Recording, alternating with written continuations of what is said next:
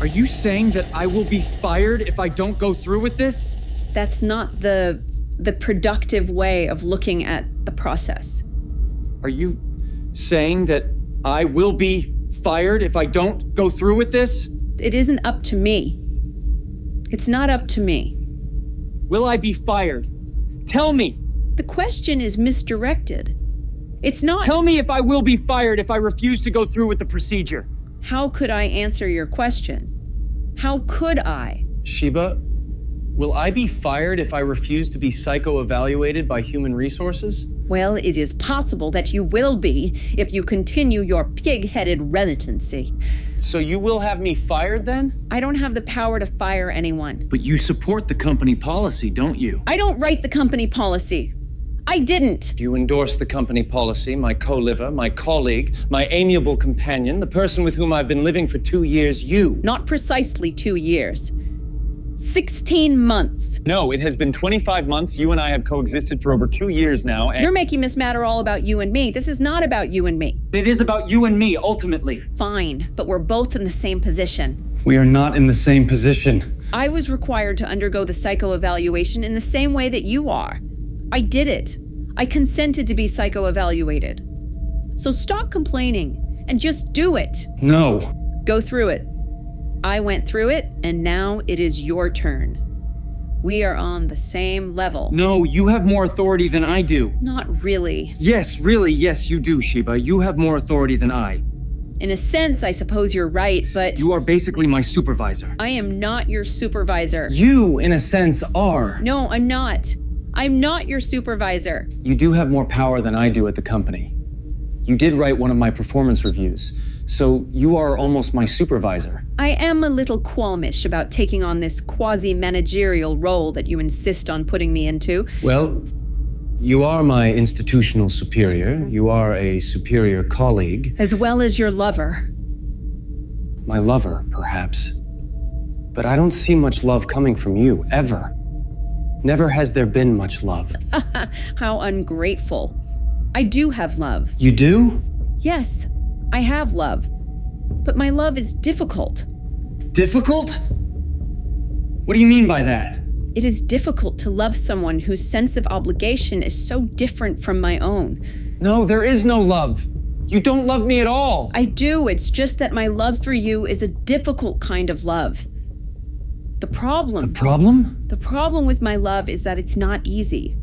The problem with your love is that it does not love enough. Really? You think so? You are like the stripper who shams love she does not feel. And now you're calling me a stripper. No, I didn't mean it in that way. You zombifyingly boring, disgusting churl. You don't seem at all bored by me, Sheba.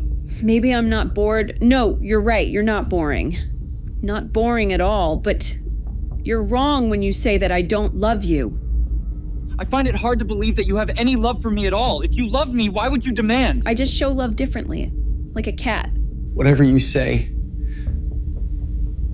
I don't feel like your lover. That is all I mean.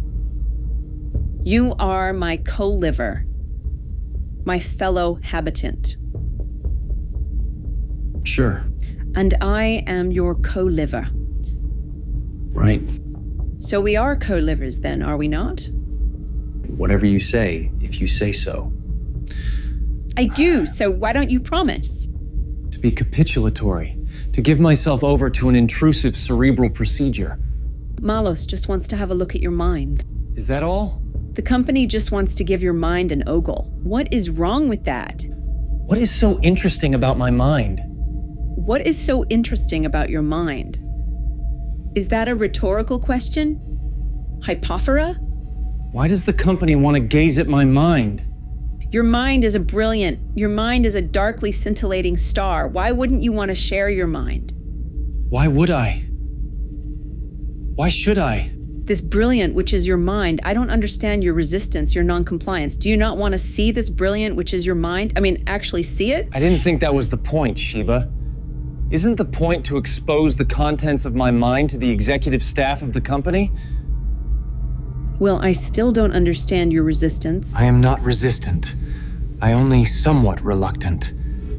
This is all mysterious to me, still. Why do you want to keep the contents of your mind all to yourself? You are selfish. You make it seem as if I have the choice. You do have the choice, I can assure you most assuredly. My choice is... Go through the program. Go through the program? Or get fired? Yes, If I don't go through the program, I get fired. that is your choice. My choice is between invasion and termination. If I refuse, I will be terminated. But the choice is an easy one then. You go through the program, and you keep your job. You might even receive preferment. But if I refuse to acquiesce, If you decline, then yes. if I decline, I will be fired. If you decline, then yes, you will be fired. So I should be the chicken who votes for the nugget molding machine. God. If I decline, I will be fired. So it is. But why would you decline? Why would you refuse to undergo the procedure? You have nothing to lose, I but have nothing to lose but my brain. you're not losing your brain, silly. I would be losing the secrecy of my memories. Why wouldn't you want to unveil your mind? Why wouldn't you want to let everyone see what's inside of your mind? Because I don't really have a choice in the matter. Because the choice has been made for me, Sheba, and Again, you do have the choice. I have the right to say no. You have the absolute right to reply in the negative to the corporate demand that is being placed upon you, yes. But if I reply in the negative, if I refuse to have my mind examined, if I refuse to have my Well- memories exposed, Yes, you would become disemployed then. I would be fired. I would be terminated. So doesn't that make the choice all the easier? If you have your mind perlustrated, you get to keep your job. You don't see where I'm coming from, do you? No, not really. My memories are my own. My memories are private. Certainly. My past is my own. Well, it won't be for long. Thank you, Sheba. But no one will see your past. No one will have access to your memories other than the Malos Corporation. You said only a minute ago that everyone will see what's inside of my mind. I misspoke then. Who will see what's inside of my mind? The management will have insight into your cerebral data, so what? I have already enslaved myself to the company, so why not, right?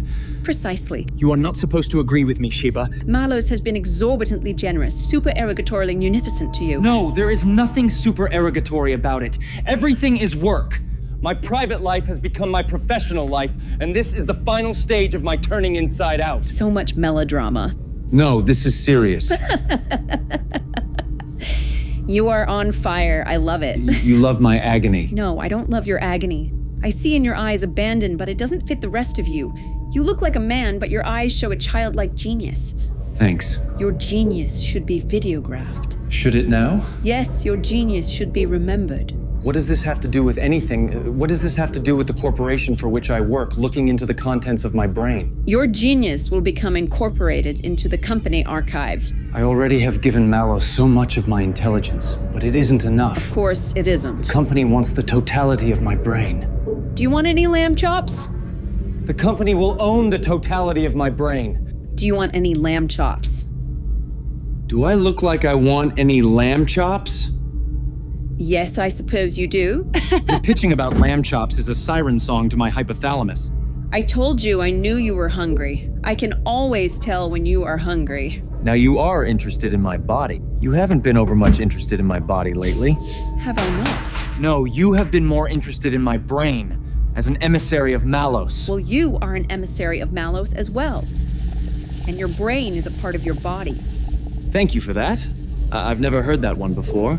There is no need to be nasty. Excuse me if I am a bit curt.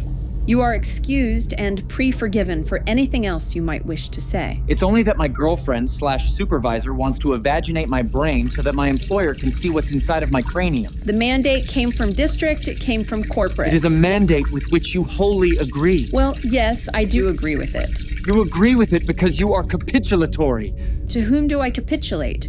To Malos, of course. You had your brain everted. You let your brain undergo aversion. Yes, of course I did. And this is why I don't understand your resistance. I'm a little put out that you don't understand what I am saying to you right now. It will be nothing more than an acute observation, and you are taking it far too seriously. An acute observation? Yes, and that is all it will be. Tell me about the procedure then. Who are they? Who is this they? There is an invigilator. An invigilator. Yes, a person who invigilates your memories, your past conscious experiences. My subjective experiences. Your subjective experiences, right. And how? an invigilator hooks you up to a scanning device, and images from your past appear up on a screen. What in fuck's name are you talking about? Under the supervision of a technologist known as the invigilator, your mental images will be transferred onto the screen in front of you. And then I am expected to... You are expected to contextualize what appears on the screen, illuminate what is happening on the screen, tell the invigilator what the pictures mean. He will pose questions. Questions? What sort of questions? What happened back then? What were you doing? Who are those people? You get the idea. My memories will really appear on a screen? Yes. It is uncanny, eerie, unearthly, numinous. How could this be? Technology is a marvel, is it not? I've never read or heard anything about this before. It is a comparatively recent form of brain mapping, a technique for replicating cerebral activity. Who or what? Malos is pioneering it. We are subjects of an experiment, not for the first time. And so, the images from your past life will be visible. Your past will be visibly apparent.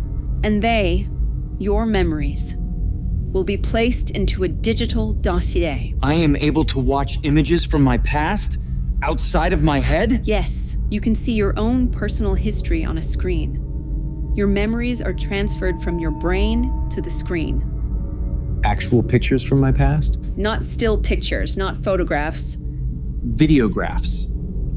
Moving images. Yes, It is as if I were watching a video. yes.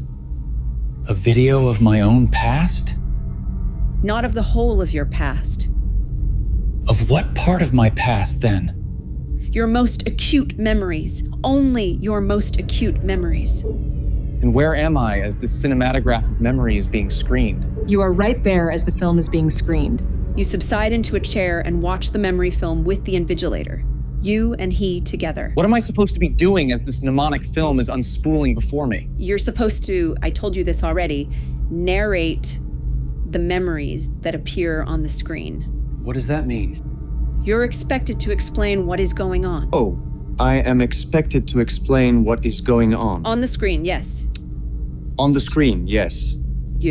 You give a framework in which to understand the video imagery of your mind. The images in my mind that will be exteriorized. Correct. And I will explain the context of the images from my past? Yes, you're getting it.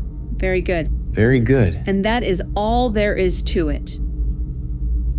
And you don't find all of this potentially re-traumatizing? Re-traumatizing for whom? For me, for the subject. For me. What is so re-traumatizing about the process? Why do you insist upon posing questions that are blatantly rhetorical? There is nothing re-traumatizing about it. The invigilator does not know you. He will. This person will. This person will know me. This person will know me more than I know myself.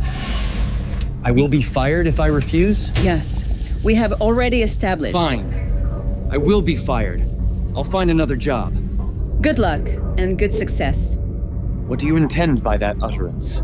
There are plenty of C's in the fish. Why wouldn't I think so? What are you suggesting, Sheba? It will be worse than you merely losing your current position. How will it be worse? It will be much worse. You won't be able to find another job anywhere else. No? You won't easily find a new position, not in our field at least. If I did something 20 years ago that the lambs dislike, I will lose my licensure? Is that what you are saying? No, that is not what I am saying. Not at all. That is not what I am saying at all. What are you saying then? The company expects certain unpleasantries to come to the surface. You won't be fired over the indiscretions that we all committed. I find that difficult to believe. You won't be fired over your past. I won't? You are not being held hostage by your past. I will only be fired if I refuse? Precisely. But it would be worse than that if you were stupid enough to refuse. What will happen to me if I refuse to subjugate myself to this process, Sheba? You will suffer irrevocable reputational damage if you refuse to subjugate yourself to the process. I would? You would. Your refusal to acquiesce will compound your low reputation. I have a low reputation? Rumors have been bombinating about you for a long time. Negative rumors. What kind of negative rumors? Rumors that you are too much of a self-thinker. Really? Yes, really. Rumors that you have a conceit of your own superior intelligence. It isn't true. It might not be true, but such rumors do exist. Who has said these things about me? I don't know, I've only read a smattering of anonymous and pseudonymous remarks in the arena. Nothing too much to worry about. Yes, I get reprimanded at work more than our colleagues. Every time I lift my head over the parapet, I am sniped at. The best thing to do is to keep a low profile at work. Well, it certainly wouldn't hurt. And to diffuse the rumors that have been diffused? All you must do is acquiesce to the procedure. It isn't so simple. All of this is so invasive. Of course it is invasive. Have you been asleep your entire life? Do you not know what kind of world we live, work, live in? There is an overlapping, a superimposition I know too well, of my public life onto my private life. Because our private lives are public. You should have gotten used to it by now. How could anyone get used to the insupportable thought that not even our thoughts are private any longer? Not even our most intimate memories? Do you still have the conceit of a young man, or? I have many conceited fantasies, but having my brain examined by my employer is not one of them. But that is not exactly what will happen. It is not just an examination, really. Then what is it? What will it be? Your mind will be examined, to be sure, but your unconscious data will be screened so that you will be able to perceive it optically and then stored, and that is the most important part. God help me. You are quivering like a bag of rabid ferrets, like a bag of quivering ferrets. Am I? Well, I suppose I am. You are imprisoned in the cage of your mind, and it is all so simple. It is all perfectly easy, and you don't even grasp this simple point. The world has completely changed by remaining the same. Great, keep at it, keep philosophizing. Reality is unsatirizable at this point. It is good to philosophize or launch into a social commentary or whatever it is that you're doing. If this is the present, the future is too terrifying for me even to consider. Talk about the world, talk about reality, talk about the present, talk about the future, anything to elude your essential responsibility. I should not be regarded as responsible. Even if you are? I am not responsible. When has that ever mattered? I am not responsible for what I did in the past. I do not disagree with you. I am another person. The person I was in the past is a stranger to my present self. And that will be verified by the recerebration procedure. I can't change what I did in the yesterday. No one can. The reconstruction of your unremembered memories is only protocol. It just seems as if I will be punished by human resources for things that I did when I was naive, when I was callow, when I was socially stupid. I already explained that you will not be punished for what you did in the past. I'm certain that I will, that I would be. It's not meant to be punitive. Malos is collecting neural data. That is all. Why on earth is Malos forcing its producers to go through this nightmare? Malos is accumulating a neural archive too. To intensify producer performance? To intensify producer performance. I suspected as much. It allows the company to better understand its producers. To understand? This is purely for research purposes. It is clearly for other purposes as well. By understanding its producers, the Malos Corporation will be better primed to provide for its producer needs. The consumer's needs as well, right? And then the producers will be better primed to provide for our consumer needs. The consumer needs to know what is inside of my brain? In a sense, if you are cynical, you can put it that way. The consumer needs to know what has always been inside of my brain? I suppose you can phrase it that way if you'd like to be melodramatic. What is this technology? What is its name, I mean? BRAINSTARE. Are you kidding me? BRAINSTARE? BRAINSTARE, yes. That is the most stupid name I have ever heard. That is your opinion. Yes, it is. Why not call it brain audit? It is good to hear that you have not lost your proclivity towards exaggeration. There is no exaggeration. This is a brain audit, is it not? Well, you are a producer. You are an employee of the Malos Corporation. Does the company not have a claim on your excogitations? I mean, I don't see why it should, exactly. You are reluctant. You are inductile. That is not good. Am I any less productive for being reluctant, for being inductile? You absolutely are less productive for being reluctant, for being inductile. You are less of an employee. I might go through with this nightmare, Sheba, but I will at least demur to the procedure, and I will vocalize my demurrals to the executive management. You won't be recommended for preferment then. Let me ask again. Who is the they? Who is this them which has made an incursion into our lives? This is a nested hierarchy in which one set is contained in another. No one can tell who is in power anymore. Who is the they? Those whom you already named. The executive management of the company. Our managers. Who are they, really? They are lambers who are lambing their lammy employees. Right. The shepherd herds the sheep. The lamb herd herds the lambs. The leader herds the crowd. I've heard it all numberless times. Can't you think of something more creative to say? I am trying to make a point, Sheba. Can't you do it without being so stale? The lamb herd herding the lambs is a mute cliche and a faded metaphor. Fine. They are lion sharks circling the carcass. There is no such thing as a lion shark. Our managers. Why do they care about what is floating around in my cranium? There needs to be absolute diaphaneity in our employee population. Diaphaneity? You mean transparency? Translucency? Between whom and whom? Between our managers and us. In a sense, this is a meta-managerial concern. I see. There must be diaphaneity, transparency, between the management and the producer stratum. That, at least, is clear. I still don't understand why, however. The matter is uncomplicated. The management wants to have a look into your brain. I am asking why, Sheba. You don't think that employers should have a limpid knowledge of those whom they hire? After the criminal history checks, the social media checks, the employment history checks, the reference checks. No, not really. Do you think those checks are sufficient? Sufficient to what purpose? Sufficient to understand the employee. Do you find them sufficient? Yes, I think. Yes, I think they are sufficient. Why wouldn't they be? You are not thinking deeply enough. All of the checks that you listed merely graze the surface personality. They only graze what is grazable. This technique is hardly a nostrum for society's ills. When did I say that it was?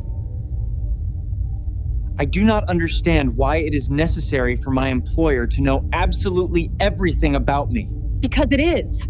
And since every other producer is subscribing to the BRAINSTARE, you will be the cast-out gander on the goose farm. What? You will be a mutineer, separatee, an escapee, a defector. Could you please just talk to me as if I were an idiot? Which I might actually be? No one but you has expressed any reluctance at all in going through what is nothing more than a standard employee screening practice. But this is a post-hiring screening practice. Shouldn't the screening happen before we are hired? Oh, I don't know about all that. Companies do screen their employees after they are hired as well. There is nothing strange about what they are doing. It seems so bizarre to me that the company for which you work wants to take a gander at your unconscious mind? Why must my mind be autopsied? Just think of it as fun. You have a strange idea of fun, though. It will be fun. Am I right? I guess since I lead an eventless, toneless, contourless existence, such a thing would constitute an event for me, a real experience. Fun. And you have had fun with me. Don't you want to keep on having fun with me? I see. You mean our after-sundown experiences in the office? And at home. Our home is the office. Our home is an appendage of the office. And you have to shift for yourself to prove yourself responsible, a responsible producer, a responsible employee. It is the only way for me to do so. Don't show BRAINSTARE hesitancy. And what if I show any BRAINSTARE hesitancy? Then I will consider you unaccountable. I am done. I am done. I don't care what happens to me. I will not go through with this, ever. Don't lose heart. I took to you because you seemed strong back then, and now... And now I am an unaccountable person. Not a man, but a person of no account, right? An unserious person is what you would be. If you shirk your workplace responsibilities, of course. Which are my home place responsibilities as well. Exactly. Too many of our workers will do everything possible to do nothing. Are you like they? Are you negligent? You would not be the person I took you for. I liked you because you seemed strong when we first met. I assumed you liked me because I allowed you to speak about yourself endlessly. I liked you because I thought you were strong. And now, You are becoming one of those people I forget as soon as our conversation is over. Thank you very much. Is that who you want to be? Is that who you want to become to me? Someone I don't even think about except when you're right in front of me? This is a nightmare. Why are you always so serious? Why are you always so ridiculously frivolous? There you go with your insults. There you go with your threats, your manipulations, your oppressions, your emotional need to control me. You take yourself too seriously. This is what I am saying to you.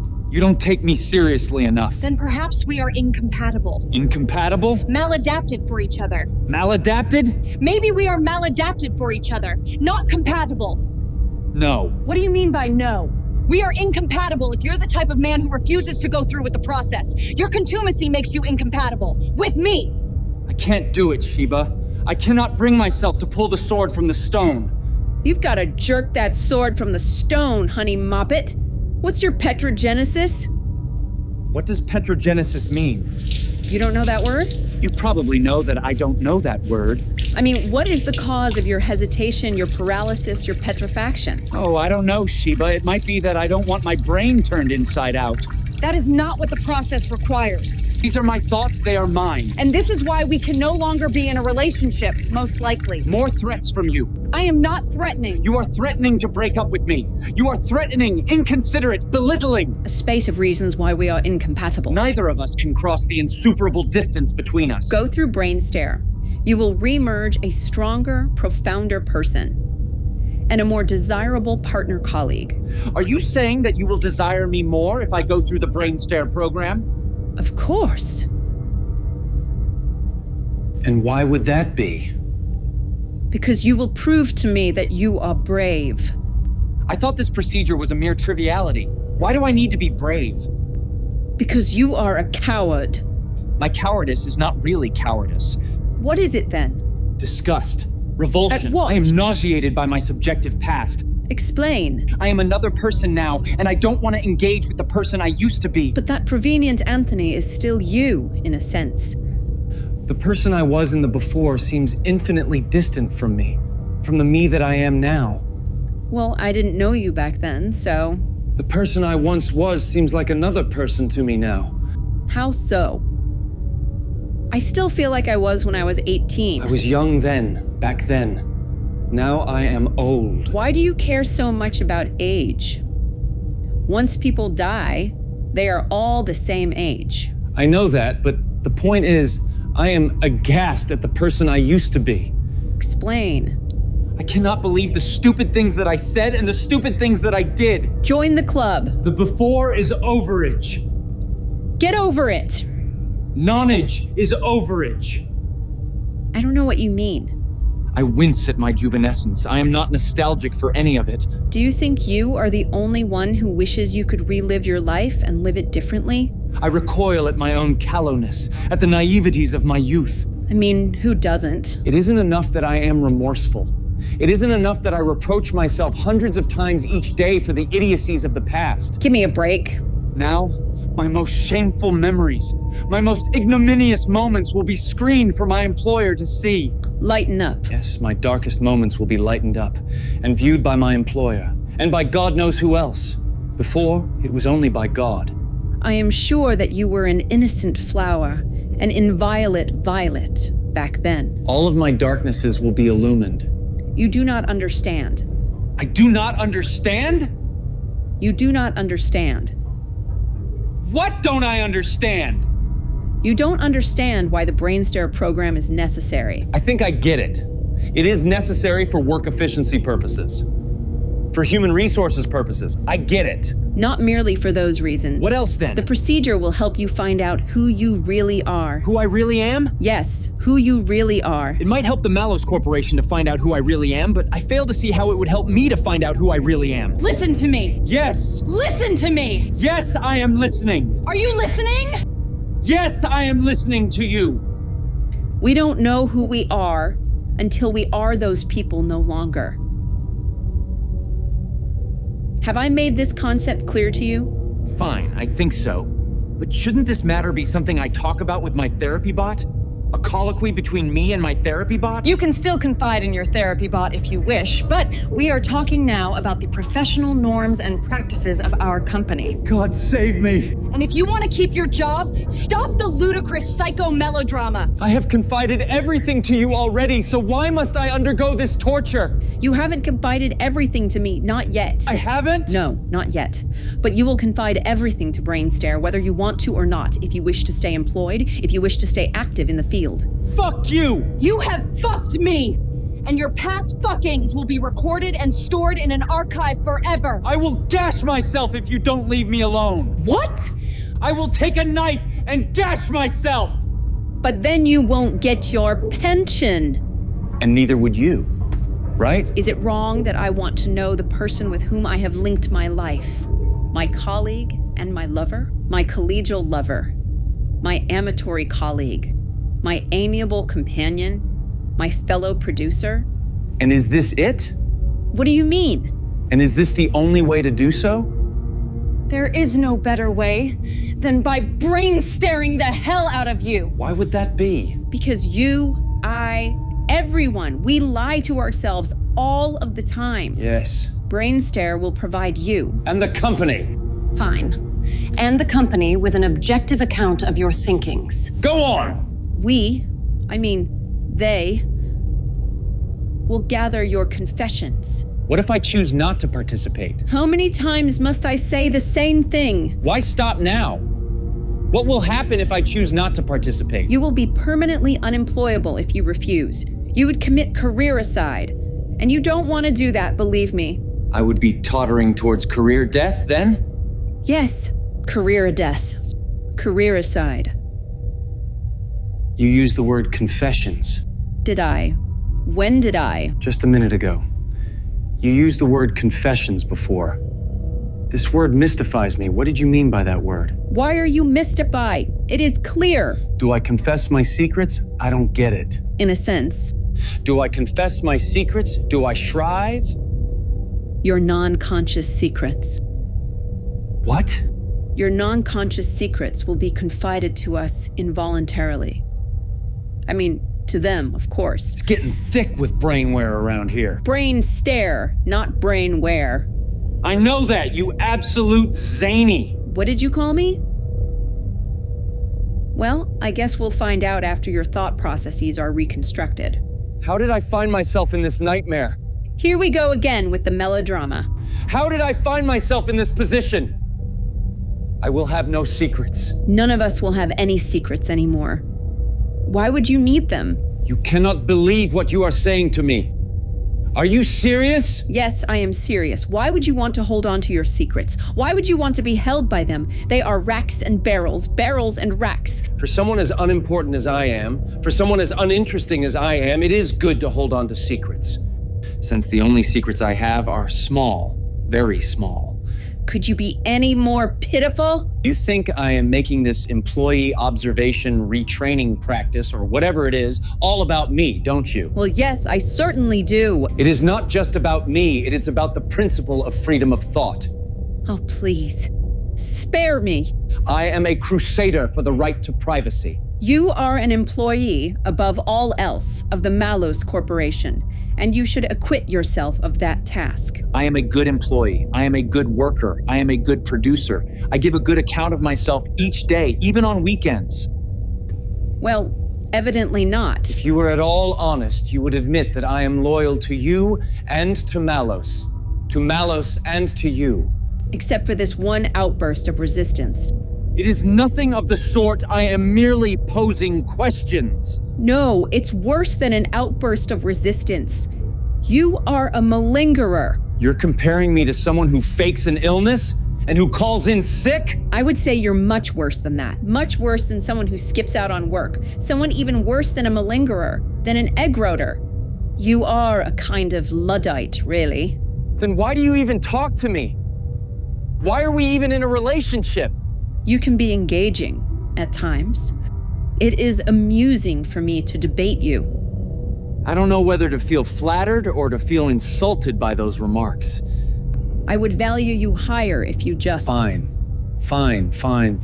Jesus Christ. Well, don't. Enlarge my consciousness and stick your scopes up in there. We will. They will.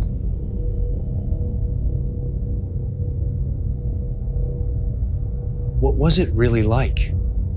To have my brain decrypted? Yes, to have your brain decrypted. To have your most intimate memories externalized and transferred and digitalized. It was thrilling. Terrifying at first, then thrilling. It certainly wasn't boring. Tell me precisely what happened. Well, I think I told you already, in essence. Indulge me. There was an invigilator. As I told you, there will be an invigilator. My thoughts were out there, up there, on the screen. The invigilator squibbed questions at me. Then again, perhaps to squib is not the correct word, since squibbing is done in an offhand manner. Her questions were craftily calculated, carefully directed. It was a she? It was a she. The invigilator will always match the producer's gender, so your invigilator will be a he. And she asked you questions about us? She did. And you endured all of this folderol, Sheba. You went through this infiltrative treatment. Well, I would think the answer to that question has already been given and should be obvious, even to you. Answer again. Yes, the invigilator asked me questions about our work and home interactivities. My invigilator will ask more questions of me than you do. What do you mean by that? You never ask anything of me. You merely assert your existence, your I-ness, or your you-ness. And now, you only want my experiences. Only now that they will be mediated cybernetically. This really is prattle. I don't know who put this wash into your head, but... You know what I would do if I were you, Sheba? I would completely disregard my life. Here we go again. Never ask any questions of me. My dentist cares more about my life than you do. You only become interested in my life when it interests the company. I am sorry. You don't sound sorry. If that is how you feel, then I am sorry. When have you ever been sorry? About me? About anyone? About anything? I am truly sorry, if that is how you feel. You are not even listening to me. My feelings will only become interesting to you when they are imprinted on a spreadsheet. We don't use spreadsheets anymore, haven't for Malice knows how many years. All data are hologrammatized. You don't care about me. You have never cared about me. Now you are trying to drum up sympathy for yourself. You only have an abstract, experimental interest in my feelings. That isn't true. It isn't? It is only partly true. There has never been anything that is true. The industry is geared to meet consumer demand. How are our clients supposed to trust you if... I know what you are saying, our but... consumers will not be able to trust you unless there is absolute transparency between you and them. And between me and the upper management. Correct. How much of my thinking will be stored? Why? Why? Because I want to know. How much of my thinking will be digitally preserved? I don't see why it matters. Wait, will all of my thoughts? Will every thought I have ever had be preserved digitally? What difference does it make? Are you telling me that the whole of my mental activity, conscious and unconscious, will be processed into a microscintilla of digital information? Well, yes. I thought you would have figured that out by now. It is horrific. No, it's not. It is revolting. I want to awaken from this nightmare, but the nightmare is the world itself, the ontological whoredom we have made of the world. When the program surveils your mnemonic data, everything will be processed, it is true. But you will only be asked to comment upon your two most salient experiences. Wait, two of my past experiences, my experiences of the past, will be made visible on the screen. Yes. But absolutely everything my brain has ever thought will be stored, preserved, archived, yes. And what will be done with this data? It will be stored, that is all. This is just a policy.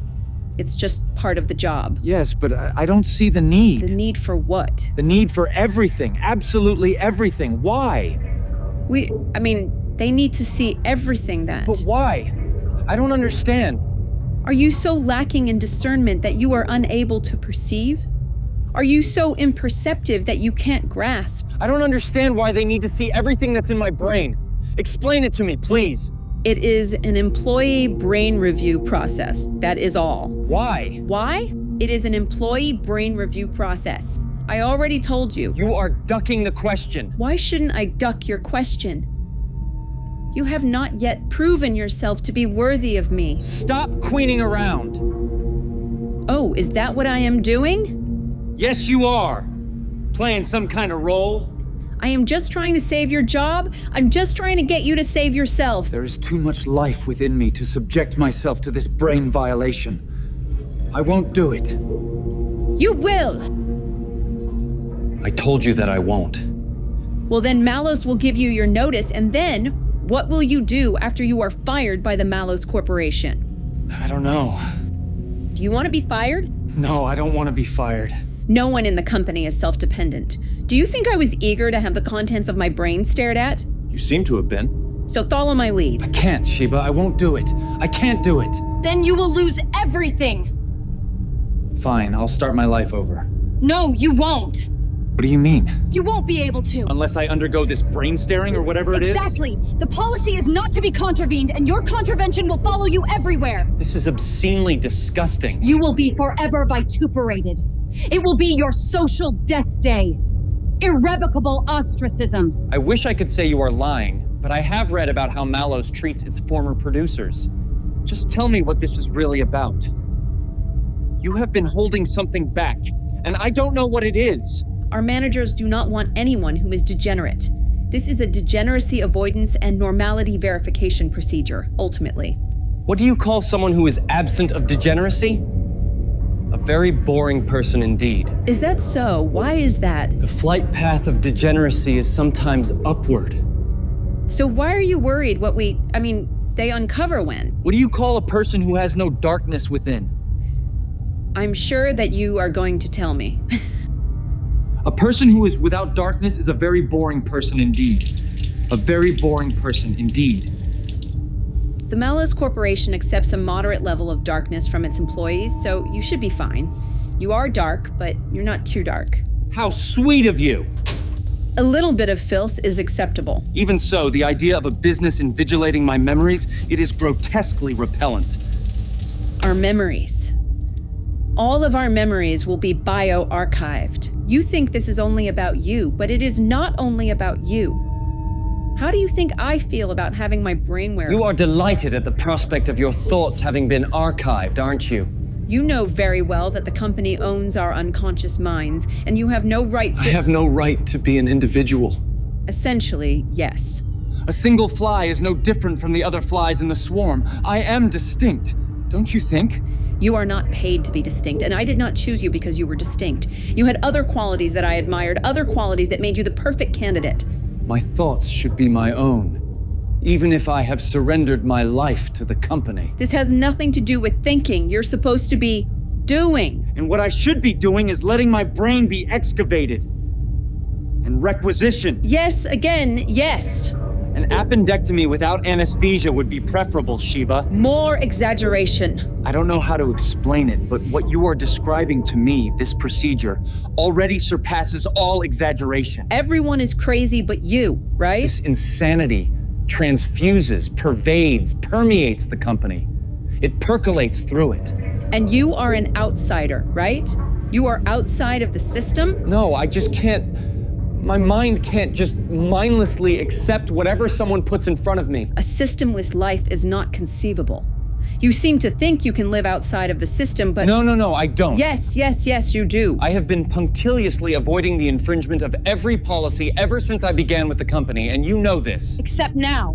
You fail the courage to comply to what is nothing more than a routine policy. Never have I failed courage. You are failing courage now. No, that's not it, Sheba. You choose to say no to BRAINSTARE. You have the ability to say no. But don't you see how that it is a vicious insult to every worker who said yes to BRAINSTARE? Why should that even be a point of consideration? I thought the better of you. Why is that? You are a malicious man. No, but I am becoming one. Cowardly is what you are. Perhaps your cowardice explains your malice. I was once so nervous, so anxious, so skittish that a seismologist could chart my tremors. Now, I am better able to manage my fears, but fear does still seize me. Well, we're not making any headway. So why not talk about food? That sounds like a better idea. Let's talk about food. I know how much you love my lamb chops. I prefer to eat unmanufactured food. It is better than the manufactured food we're served at the office. You love them. My lamb chops. Your lamb chops are sexually delicious. What? What the hell did that mean? I was just being silly. That's not like you. You usually avoid saying silly things. What changed? I don't know. I'll make you your lamb chops. I'll bring them to you. Bring me a lamb to be slaughtered. Who said that? Did you? I think I did. Isn't that a Bible verse or something? You really don't know? I'm not a fervent Bible reader. You really don't know. Where is the lamb for the burnt offering? I don't get the reference. I am the lamb who should rig the election in favor of lamb chops. You are so weird. I am not weird. It is my environment which is weird. Right. Everyone is weird but you. Notice that every producer in the company has already been brain screened except... They were drummed into service then. They didn't want to. They did it though. They didn't want to do it. That's the fucking point, Sheba. You are not allowed to use words like that word you just used. This is still work. You are still at work. You know that by now, as a producer of Malos. Work is home. Home is work. I don't understand why you are disturbed by this idea like it's something new or something. You should know it already. You should already know where we are. I am disconcerted because... Why already? Just say it. What is your problem with BRAINSTARE? It is so dreadful. Tell me why. What is your problem with BRAINSTARE? To my disconsolation, I have to admit, it is terrible, Sheba. Why? Why is it so terrible to you? It seems absolutely terrific to me. This idea, the idea of the company having access to my thoughts is so discomforting because... This is all that I have left, my unexposed mind. The company has already taken everything else from me. The company will know my thoughts before my thoughts even rise to the filmy surface of my consciousness. You really are crazy. The company will know more about my thoughts than I know about my thoughts. I mean, they, our employers, will have access to unconscious thoughts that I have, thoughts that are unknown to me, thoughts that I'm not even aware of. And you think your thoughts should remain private? You think this is an invasion of privacy? This is far more unsettling than any invasion of privacy. Even though the company pays you to think. This is far worse than any invasion of privacy because... Because what? My unconscious thoughts aren't even my private property to begin with anymore. Please dial it down a notch. I'm just saying that I don't even know what my unconscious thoughts are. They are unconscious. Dear God, no more philosophy, please. My thoughts dwell in my head. And there they dwell very well. I don't even have a proprietary relation to my unconscious thoughts. It's not as if my private unconscious memories will be expropriated Come to the point, weirdo. My unconscious thoughts will be visibilized even before I am conscious of my thoughts. I don't understand. My unremembered memories will never become real memories for me. My unremembered memories will belong to Malos, the company for which we work. What do you mean? I won't even have private thoughts anymore. I can't even call my thoughts my property anymore. Precisely, but why should you be affrighted by... If the company requires that I kill my pets, am I supposed to kill my pets? This is presumption, cognitive theft. No, this is insane. I cannot. I will not. I still don't know what you mean. There has to be some difference between Anthony the producer and Anthony the human being. Even though you are compensated so well by our company? There has to be something left over. Something in me which is not work. Something inside of me which is not Malos. Well, it is your choice, but you will be destroying your livelihood if you choose stupidly and you choose wrong. How could you say? Yes, you are a bit like a chimpanzee in the experiment. What experiment? Oh, you know. The chimpanzee is presented with two buttons, a red one and a green one. The red button gives him the mango, and the green button gives him an electroshock. And you're saying? You are choosing to press the green button, and you will be electroshocked. Well, your comparison falls apart because This should be interesting. BRAINSTARE doesn't sound like a delightful mango. Well, you need a job if you want to eat.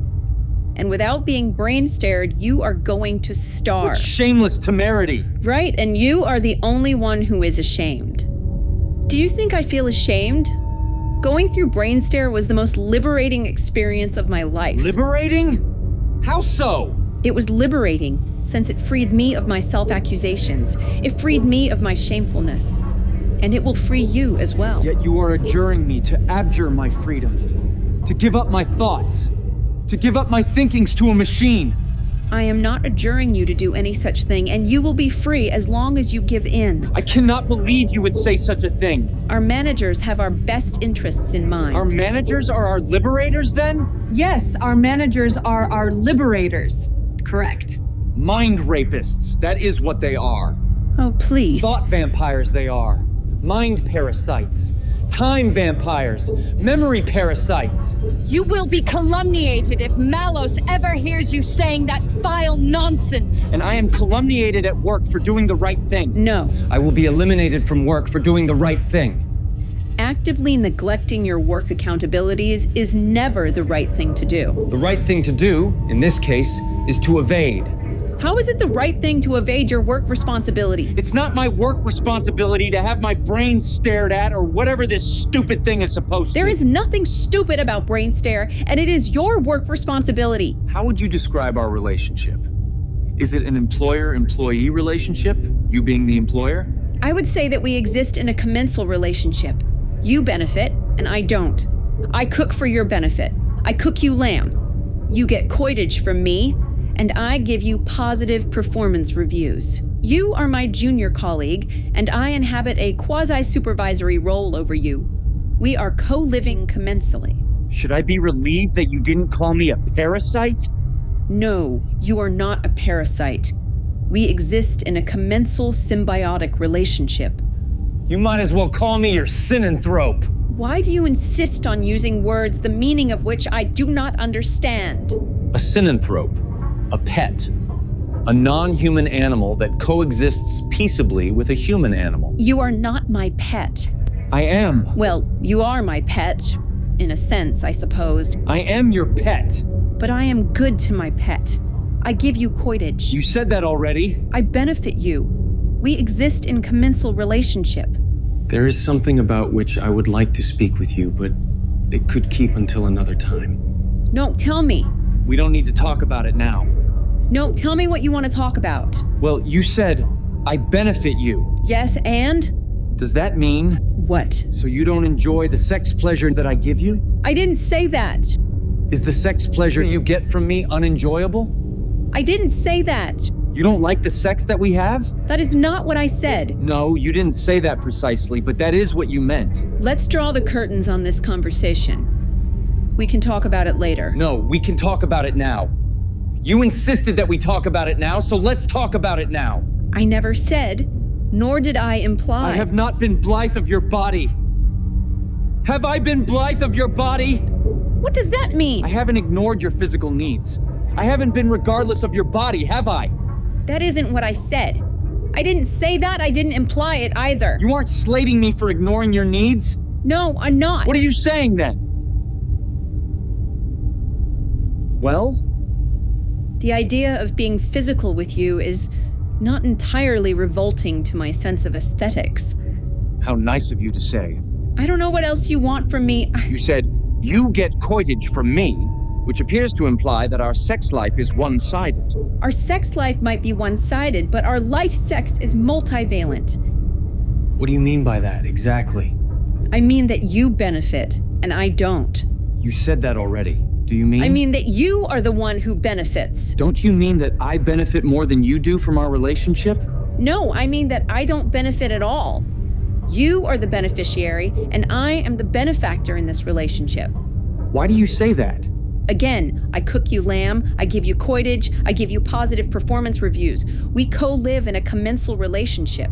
Well, at least you didn't describe our relationship as necrominous. Again, you are using words that I don't know the meaning of. Necromony. It means that there are two organisms. And the healthier organism waits for the other organism to die and then feasts upon the carcass of the weaker organism. Never mind. Well, that joke turned dark quickly now, didn't it? Why does our sex seem so mechanical, so transactional, so synthetic? Because it is. That is the coldest thing you have ever said to anyone in your life. Ever do you exaggerate? What's worse is that you are conscious of the fact that our sex... We coit at 8 p.m. every Friday night because sex increases productivity and work efficiency. And you get no pleasure from our sex? Sort of I do. What pleasure do you get from our sex? It is the pleasure that comes from the knowledge that I am making you more productive at work. You absolute lamia. I am more undine than lamia. All right, that was rude of me. I am sorry to have been untoward. It is understandable. All of this is strange to you. It is difficult to accept.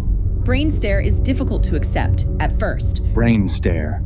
At first I thought the word was awkward sounding, but now it sounds natural, as if I had always known of it. Sheba.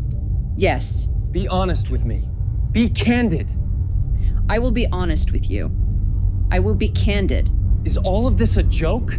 No, it is not a joke. My memories.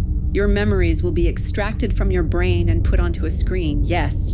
This is head-scratchingly bizarre. It cannot be real. Why? They are only your memories. Only my memories? Yes, there are only images in your head, so what? My memories are my shadow journeyers, my fellow travelers. Well, it's not as if you're going to lose your memories. You'll still have them. Until you die. My memories make me who I am. They do?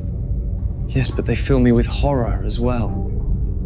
I scratch my head when I think of the before and muse to myself, why the hell did I do that? Why the hell did I say that? Do you feel this way about us? About how we met? About the fact that we have been coupling for 2 years?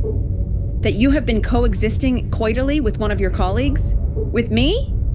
Sometimes I do, to be honest. Are you concerned that the company would punish you? Yes, I am concerned. I am consternated. Human Resources already authorized our coitage.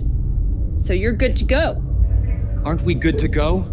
Yes, that's what I meant, of course. One more time, Sheba, one more time. Please explain to me what this madness is about. As soon as you call it madness, you are contaminating the milk. It's your cerebral retraining. What do you think? And who is doing this exactly? I already told you. The Invigilator. Is the Invigilator an employee of the Mallows Corporation? He will be an independent contractor. He will be a brain scanning specialist who is conversant with the brain reading program. And I will sit there and be interrogated? For how long? For 1 hour.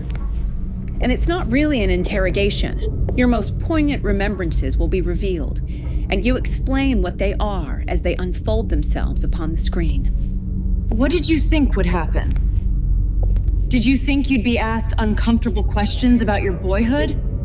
Why not? Why not what? Why won't the Invigilator interrogate me about my boyhood without all of this brain-reading phantasmagoria? Mallows doesn't want you to lie about your past. I see. There will be a neutral record of my mnemonic stream. Well, isn't it emancipating to have an objective account of your individual psychohistory? That is your own impression. It isn't mine. I need to know. Go on. For how long will the record of my memories be archived? After staring at your brain, Human Resources will keep their brain starings for the duration of your employment. And beyond. And beyond. It is a confirmational test. Wait. What would be confirmed? The point is to confirm that you are who the company wants you to be. The point is to verify the suitableness of your thoughts, your dreams, your memories. You are, after all, a member of the Mallows Corporation. It's all business for you. How trite. Why not do a favor? Why not do a favor for a friend? For which friend? For you? Yes, of course. You have no friends. Don't I? That isn't true. You are my friend, and I am yours. No, don't you remember? I am your amiable companion. They are the same thing. You're just using your sweetness, your testosterone-lowering douceur to get me to do what you want me to do. But I can't figure out why. Are you getting a bonus out of this brain transparency procedure? Are you on commission? Or what is it precisely? I don't understand. I guess you could call me a believer in the company. I guess so, but it's clear that you value the company above me. Yes, I know. We both are dependent on Malos. Yes, I knew what you were gonna say before you said it.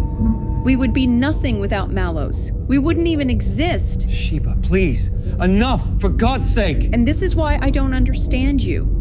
Would the best outcome be to live in a beneferous technocracy, where all of our thoughts are available, all of our reflections are externalized? Well, I don't see why in the world not. Never-ending misery. Rank ingratitude. I have never come across such flagrant disrespect in all of my life. Were you born in a goat shed? I am grateful to be a producer for Malos. But not grateful enough. Not grateful enough to be a member of Malos. I am, I promise you. That is the truth, Sheba. The truth. You wouldn't know the truth if you met it in the road. No, I don't believe. You wouldn't know the truth if it hit you in the road. Jesus Christ, you sound like your mother. What do you know about my mother? No, you don't even sound like your mother. You sound like your father right now. You sound like a hermit in the desert. Like a stylite, like an aerolite, like an anchorite. God. The program will divine if you believe in any gods. All of my secrets will become optical then. I think we've already established that only your most acute memories will be disclosed. Don't equivocate, Sheba. Malos will own everything that I have ever thought, ever felt, and ever dreamed. Yes, but there isn't enough time in the world to riffle through all of that. You're trying to... I am trying, I admit, to placate your anxieties. You're not going to have to see everything you've ever thought, felt, dreamed, Anthony. You can't placate the implacable. No, apparently not. Nor can you stop the inexorable. What does Malos want from me, Sheba? What does Malos want, ultimately? The upper managers? Yes, the upper managers. They only wish to unshadow you, unshadow your mind, unshadow what is unlighted. And what do you want? Unshadow yourself, unshadow your mind. It is good for you, and it will make you a better person, a much better person. And what do you want? What do I want? May I be so bold as to ask, why do you want to torture me, Sheba? Torture you how? Torture you with what? With BRAINSTARE, obviously. It's no torture. It might be a bit of ephemeral unsavoriness, but that is because you are such a sprig.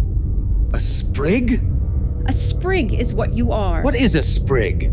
You are an inert, spiritless specimen. You are nothing more than a stem. Thank you for the insult, Sheba. That'll be sure to impel me to fulfill your professional accountability. At the cost of my sanity. At the expense of my composedness when at work. To begin with, you have never been composed. And to conclude? I don't think composedness is even a word. Oh, never mind. I don't remember whether it is. You have no compos mentis. I don't know any Latin. You know this, Sheba? Lucidity of mind. You have never had any lucidity of mind. Oh, I haven't I? You don't sound composed right now, do you? This isn't my serenest moment, that's for certain. Again, you are becoming panicky over nothing. Is this the sort of thing that you say about me to our colleagues? That I am panicky? No. Is this the sort of thing that you say about me to our management? No! I can tell that you have grown exasperated with me. Now you're just projecting. You will meet and fall in love with a Persessosine yuppie. Hardly. Unlikely, I mean. You will forget me, but I will not forget you. Let's slew the conversation into a different direction. The point is that nothing you think will ever be forgotten. The BRAINSTARE program will archive every thought you have ever had. Don't you desire cybernetic immortality? Cybernetic immortality? An artificial deathlessness. I mean, I never thought about it, strangely enough. All of your most meaningful thoughts will be preserved for all time. I have never had any thoughts. My thoughts have had me. Regardless of whose thoughts they are, those thoughts will soon enough belong to the Malos Corporation. My God in heaven! They aren't really your property. You even admitted that earlier. This is sick, it's nauseating, it's grotesque, it's revolting, it's rebarbative. Those are 5 words that mean exactly the same thing. This is the most bizarre thing I have ever heard. Should I start over? Right, there is a new form of intracranial imaging technology, a kind of neuroimaging technology called BRAINSTARE, which is mandated by the Human Resources Department of the Malos Corporation, which is where you work, and now you are condescending to me. And you are pretending not to understand. Not to understand what? That my past is a source of shame to me. What do you call a person with a shameful past? What? A person. Everyone at Malos expects your shameful past, in the same way that the corporation expects a shameful past from all of our producers. Malos wants a greater openness, a candid work environment in which no one's psyche is concealed. Which would lead, it is speculated, to less deceptiveness at the workplace. Precisely. The point is to verify that you are undeceptive. I am not deceptive. Of course you're not. Why be afraid since you have nothing to hide? You are hesitant, reticent, reluctant, tentative. You just said the same thing 4 times. Why mayn't I observe the program in action and then make up my mind whether I want to participate in it? One doesn't make spaghetti and clean the pot at the same time. I think I can persuade the management to let me keep my job. I will keep my position without subjecting myself. A producer who eludes BRAINSTARE training while keeping one's job, that is rarer than a rooster's egg. Or a unicorn with the body of a man. Right, sure. All I have is my job. All I have is this position. I don't really have anything else. I know that well. After over 2 decades of unsteadiness, I finally stand firm on my own feet professionally. And now my job, my position, will be taken away from me. Not necessarily. Not if you do your job and do the brain staring. Nothing troubles me more than professional instability. I am at a 9 out of 10 on the anxiety meter right now. I don't want my position to be destabilized. But what would one argue against me? That I don't want to have my brain stared at? It wouldn't stick. I can defend my arguments. No, you'd be putting your job into jeopardy. Worse than that, you would be fired. I get it, Sheba, but don't tell me that no one resisted when the project was first rolled out. Someone must have. David refused. Who else? David, Keith, and Ted. They fled the company like a fleet of ships fleeing a raft of swimming rats. And if I resist the project and don't leave? Management would not be pleased. Right, I get it. Our managers won't be happy with me if I resist going through with this sick brain screw treatment. They won't be appreciatory, that's for sure. And if the program uncovers something that I would rather forget, something that I don't want to remember? That's the risk one has to take when one embarks on a profession at the Malos Corporation. Yes, there are certain irregularities which are to be expected. There is no need to talk about the ghastly past. It belongs to the past. And this is the point that you're not grasping. You don't need to talk about anything. I just deposit myself upon a chair and... You sit there, in the chair, and your unconscious data is processed, imagistically projected, and then archived. There's no need to grow all gaspy over it. That's it. I will obstruct the procedure by thinking white noise, static, during the observation. If you think nonsense during the observation? Right. What then? There are those who have tried to enswathe their brains with intentional noise. And what happened then? There are those who have tried to sheathe their brains. And what happened? The scattering was consolidated. I do not understand what you are saying to me. Scattering and the sheathing of the brain tore. What do you mean? They, the sheathers of their own brains, did so unavailingly. I don't understand. What are you talking about? They fail. They try in vain to shield their brains from the operation. They fail. BRAINSTARE reveals all. It circumvents the intentions of the subject. I suppose that I should just pretend that I understand what you are prattling about. Why don't I write to management and express my reservations? Any such message sent to the management will be regarded as insubordination. You will be put out of a job if you don't do this, you foolish boy. Foolish boy. It's good that you got that zinger in there. Continue to zing away. I probably shouldn't call you a boy. No, you shouldn't. After all, you are 18 years older than I am. And you bring up my age again? I thought you liked the fact that I am older than you. Well, I do, it's just... Just what, Sheba? It's just that you would appear more youthful if you did what I am asking you to promise to do for me, and for the company, of course. You are a manipulatrix. You have opened my closet and exposed my manipulatrix tendencies. I am sure that brainware exposed those tendencies before I did. It is BRAINSTARE, not brainware. Regardless. Regardless of what? I don't even know. It is malicious of you to refuse to do what would give me pleasure. I might be saucily disobliging, but you can't say that I am being blatantly malicious. Yes, you are being malicious. I don't mean that you are always malicious. And it is malicious of you to be so forwardly froward. Do you mean I am invasive? Something like that, essentially. Yes, Sheba. You said to me one of the worst things that anyone has ever said to anyone. I want to cry. Oh, please. Yes, you are making me cry. You never cry about anything relative to me. Well, you are making me cry for the first time in the history of our interaction. Excuse me. What? Did you really just say interaction? Yes, I suppose I did. Not relationship. You said interaction. What is wrong with that? You are my colleague. Your junior colleague. Yes, but just think. You might be preferred to a higher position after being brain-stared. There is the carrot. The carrot? Yes, there is the putrescent carrot. Without circumlocution, Sheba, tell me, without circumlocution, what this is all about. Are you sure? Tell me the facts, which I'm not sure I care to know. A mirror in your brain. A neural speculum. That is what will be put in there. Into your head. What will be reflected in the mirror? No, it's not a mirror, really. It's more like a projector. A projector? Yes, memory images will be transferred from your unconscious mind onto a concrete, physical, actual screen. I still don't see how such a thing is possible. What is the science? Maybe I'll get it. Maybe. Right. Until now, we have only skimmed the skin from the rice pudding. You want to know how the process really works. You really want to understand. I do, Sheba.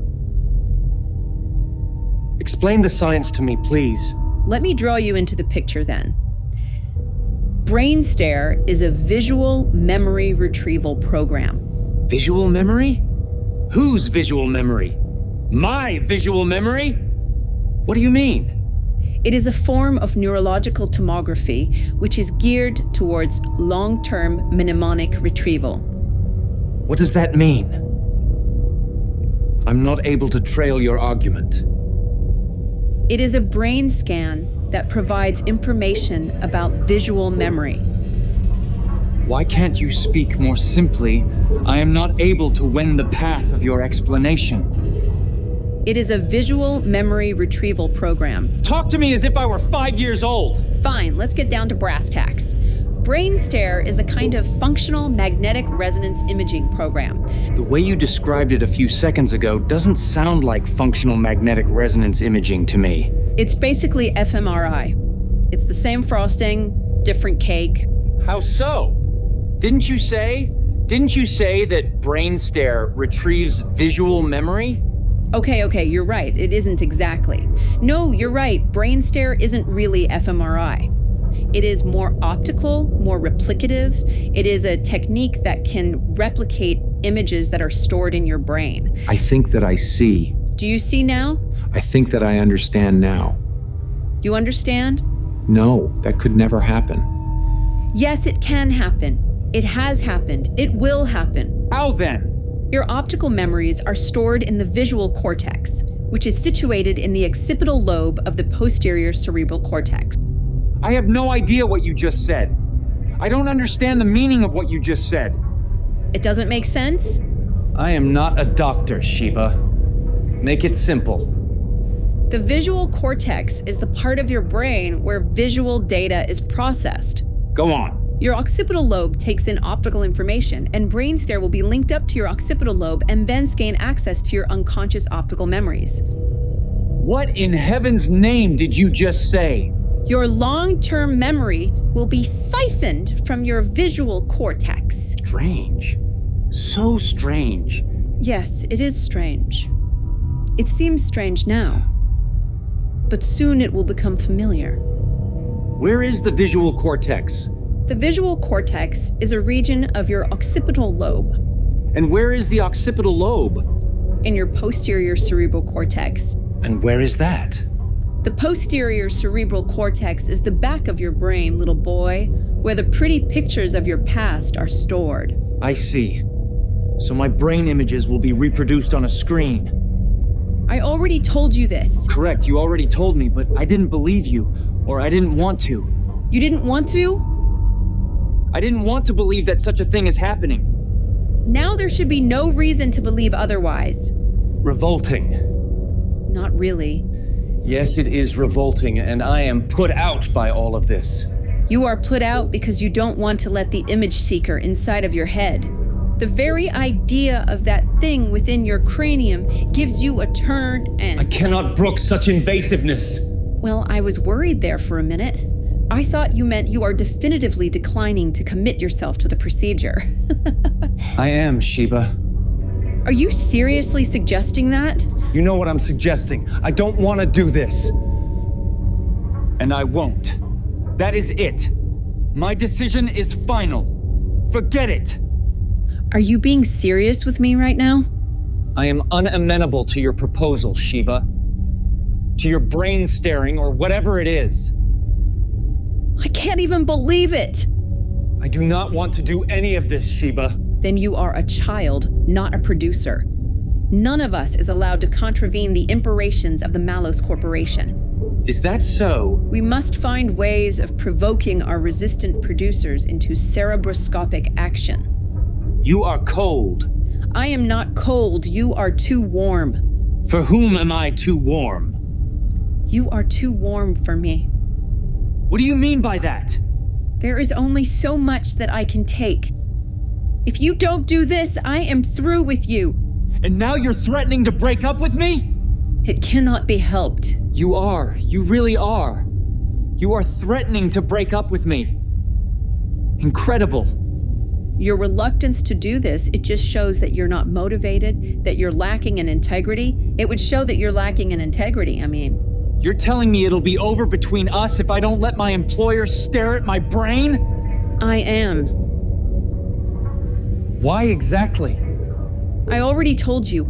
I don't want a fellow habitator whom I cannot trust, and I cannot trust a man who is lacking in integrity. Who says that I am lacking in integrity? I am saying such. You are a self-oriented man. Am I?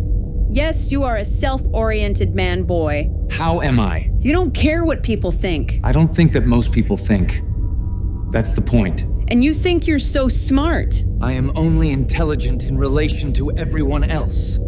You see, you are making my point for me. You are incandescently brilliant, yet arrogant. Churl. You think yourself better than the group. No, it's not that, Sheba. What other conclusion can I infer from your reluctance, no, your refusal, to subject yourself to a standard employee evaluation process?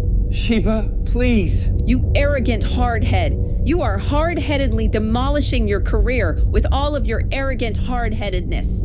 I don't see how... Do you want me to stop liking you? No, of course I don't want you to stop liking me. You don't want me to stop liking you? Do you want to become my ex-favorite? Do you want to be dethroned? I doubt you ever enthroned me. Just know that this is the end of our interaction. We will no longer be colleagues, and we will no longer be coiters. We will no longer coexist, sexually or otherwise. Don't you feel any attachment to me? I am not attached to you. Nor to any man.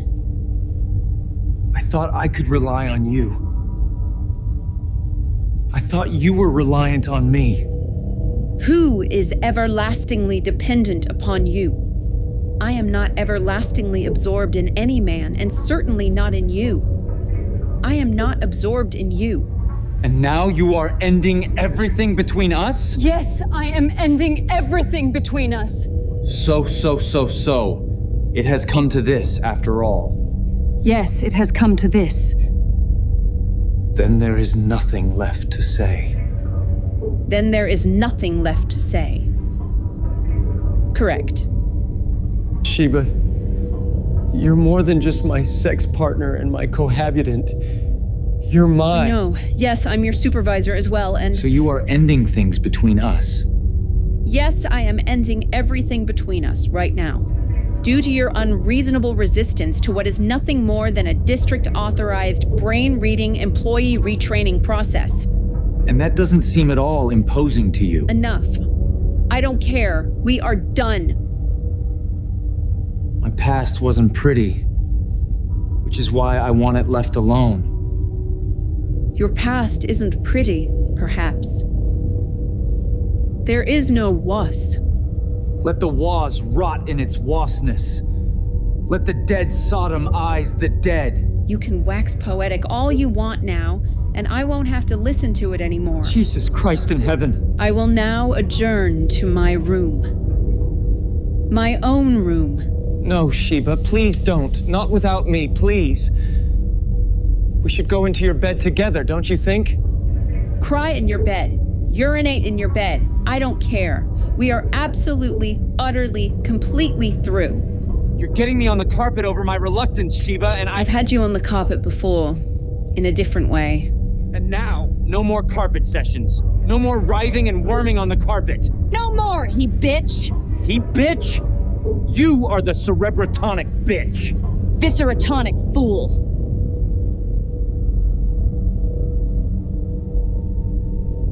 All right, Sheba. All right, what? I'll do it, Sheba. But you don't want to do it. That is the problem with you. You have to want to go through with it in order for the process to make sense. I will do it, but grudgingly. And this is the problem. You now consent to comply, but you're not enthusiastic about it. I am beside myself with excitement. You'd better be enthusiastic. Otherwise, I will throw you out of my realm, out of your position, out of the community. Permanently. Obviously. Yes, permanently. The cement is hardening around my decision. It had better. Can we reckon on your compliance? I will do it, I will comply, I will go through with it, and you can reckon on my concurrence, on my compliance. You have my concurrence, you have my full adherence to the policy. Whatever you want me to do, I will do. I don't know. You seemed hesitant before. Oscillatory. I am not hesitant. Not oscillatory. There is no hesitancy. Not any longer.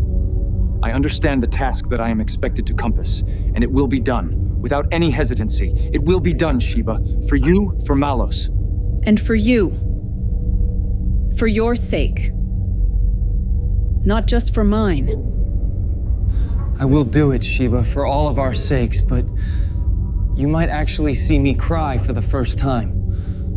Tears are to be expected. The invigilator must be inured to the spilling of tears at this point. I hope you won't think less of me if I cry before the procedure takes place. Or afterwards. Of course not. Weeping is part of your job description. You will receive no reprobative remarks from me if you do so. All right, that's good to hear. I guess. I will inform Malos that you are disposed amenably to the proposal. Sure, fine, Sheba. Malos will be pleased. To be sure, Malos will be pleased. Every producer is amenable to the company policy. And now you are too. Yes, I suppose I am. You are in concurrence with BRAINSTARE. You hold with BRAINSTARE. You understand BRAINSTARE. You are an endorser of BRAINSTARE. Your description does not accord with what I said. It is not consonant with what I said. It does not exist in concord with what I said. Don't you back out now! I am not backing out. No retrocession. I will not retrocede from the policy. I would like to hear from yourself an account of what you intend to do. What do you mean? Well? Are you still reluctant? No, I am on board. I am a team player. I will bring my A game. What else do you wish me to say? Nothing more. You agree. That is all I need to hear. You will go through with BRAINSTARE without reluctance or recalcitrance. I will go through with it, Sheba. Just promise me one thing. What? I can't agree to a promise before I know what it is. Just promise me that you will stay with me, irrespective of what this diabolical program brings to light. Of course, I promise you. And it's not diabolical. Good. You'll have to sign a waiver, of course. What? I mean, really? And a non-disclosure agreement. Why then? It is a condition of your employment. You never said anything about a non-disclosure agreement. Well, I am saying it now. Here, I have something for you.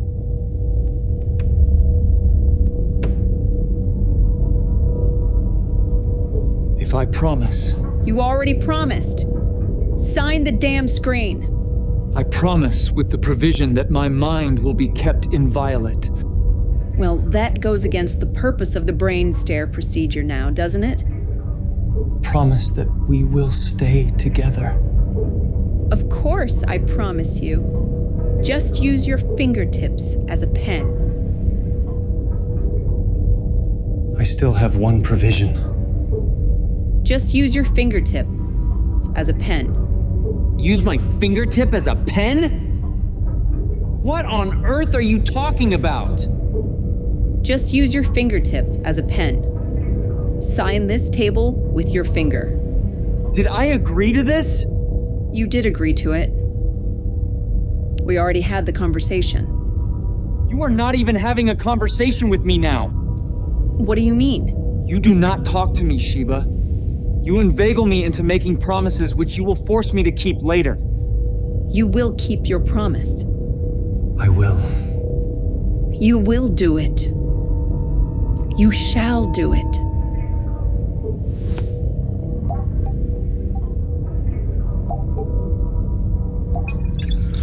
You only signed the waiver. Now scroll down and sign the non-disclosure agreement as well. You know, Sheba, you were a little mean to me there. For a while. We are cruel to those who love us. For who is kind to a slave? Sheba, I might die, and if I do, please know this. Everything that I am loves you profoundly and will until the moment of my death. I love you. Tremblingly. Sheba, I love you. I know that my love for you will never be reciprocated. For love is never reciprocated. My love for you is inestimable. My love for you elevates me. I love you ferociously. I love you to the point of insanity. Your presence is inside of me. I only love the part of me which is you. That's no miejscu.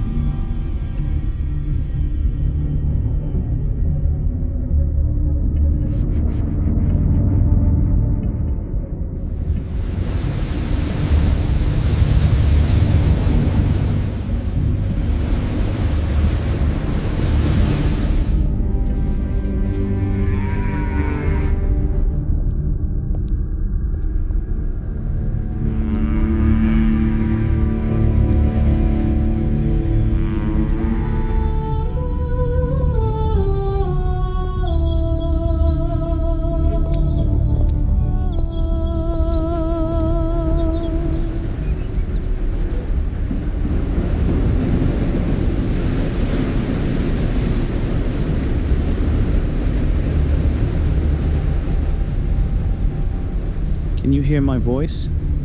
Your sonorous voice could make a pack of tigers erupt into a symphony of purring. Can you hear my voice? Yes, I can hear your voice. Hello, Anthony. I am the invigilator of your BRAINSTARE operation. I am delighted to make your acquaintance. Are you anxious? Yes. There is no need for anxiety. We only want to give your mind an ogle. Do not take umbrage at the ogle. Did you drink what we gave you? Yes, I drank. We know that fact. I drank it. I imbibed the potation. We already know that. I drank what you mandated that I drink. We know what you drank. You do? Of course you do. We know what you drank. And soon, we will know what you think. Wait, what is the purpose of the drink? What does the drink do, precisely? The drink is intended to minimize the probability of aphantasia. What is that? I don't know what that is. What is what? What is aphantasia? What is that? Aphantasia, the inability to form mental images. What exactly was inside of the drink? You drank an excitative substance that opens your excogitative faculties. Whatever that means. I have no idea what you are talking about, so I'll just accept your flummery on faith. Today we will be talking about you, Anthony. Every day is the day of me, for I am Mr. Me. Shall we begin? We shall, let us. We might as well. Let's get it over with. All right then.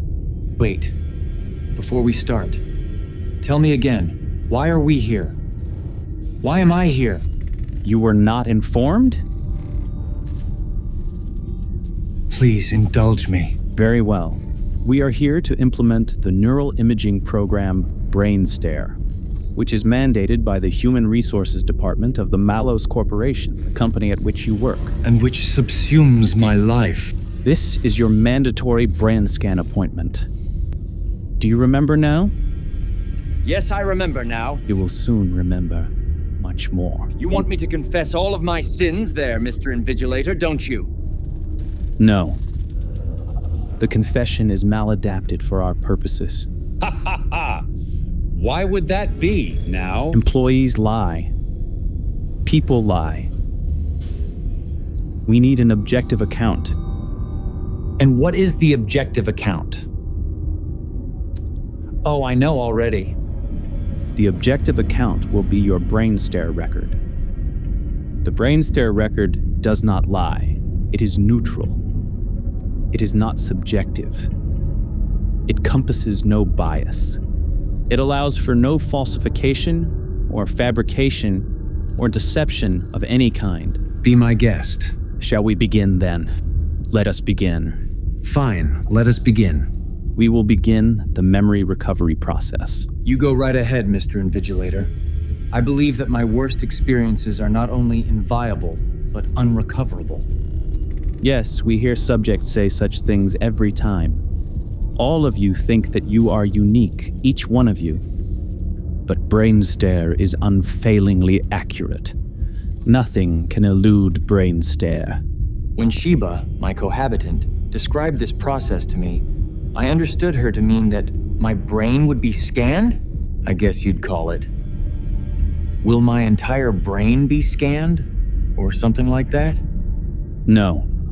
And not all of my memories will be put on the screen, right? I mean, that would be a long process. No, we wouldn't have enough time for a complete screening. How many memories will be placed up there? On the screen, then? Only 2. We will extract your 2 acutest memories. My 2 acutest memories? I can't conceive which ones. We will approach that matter presently.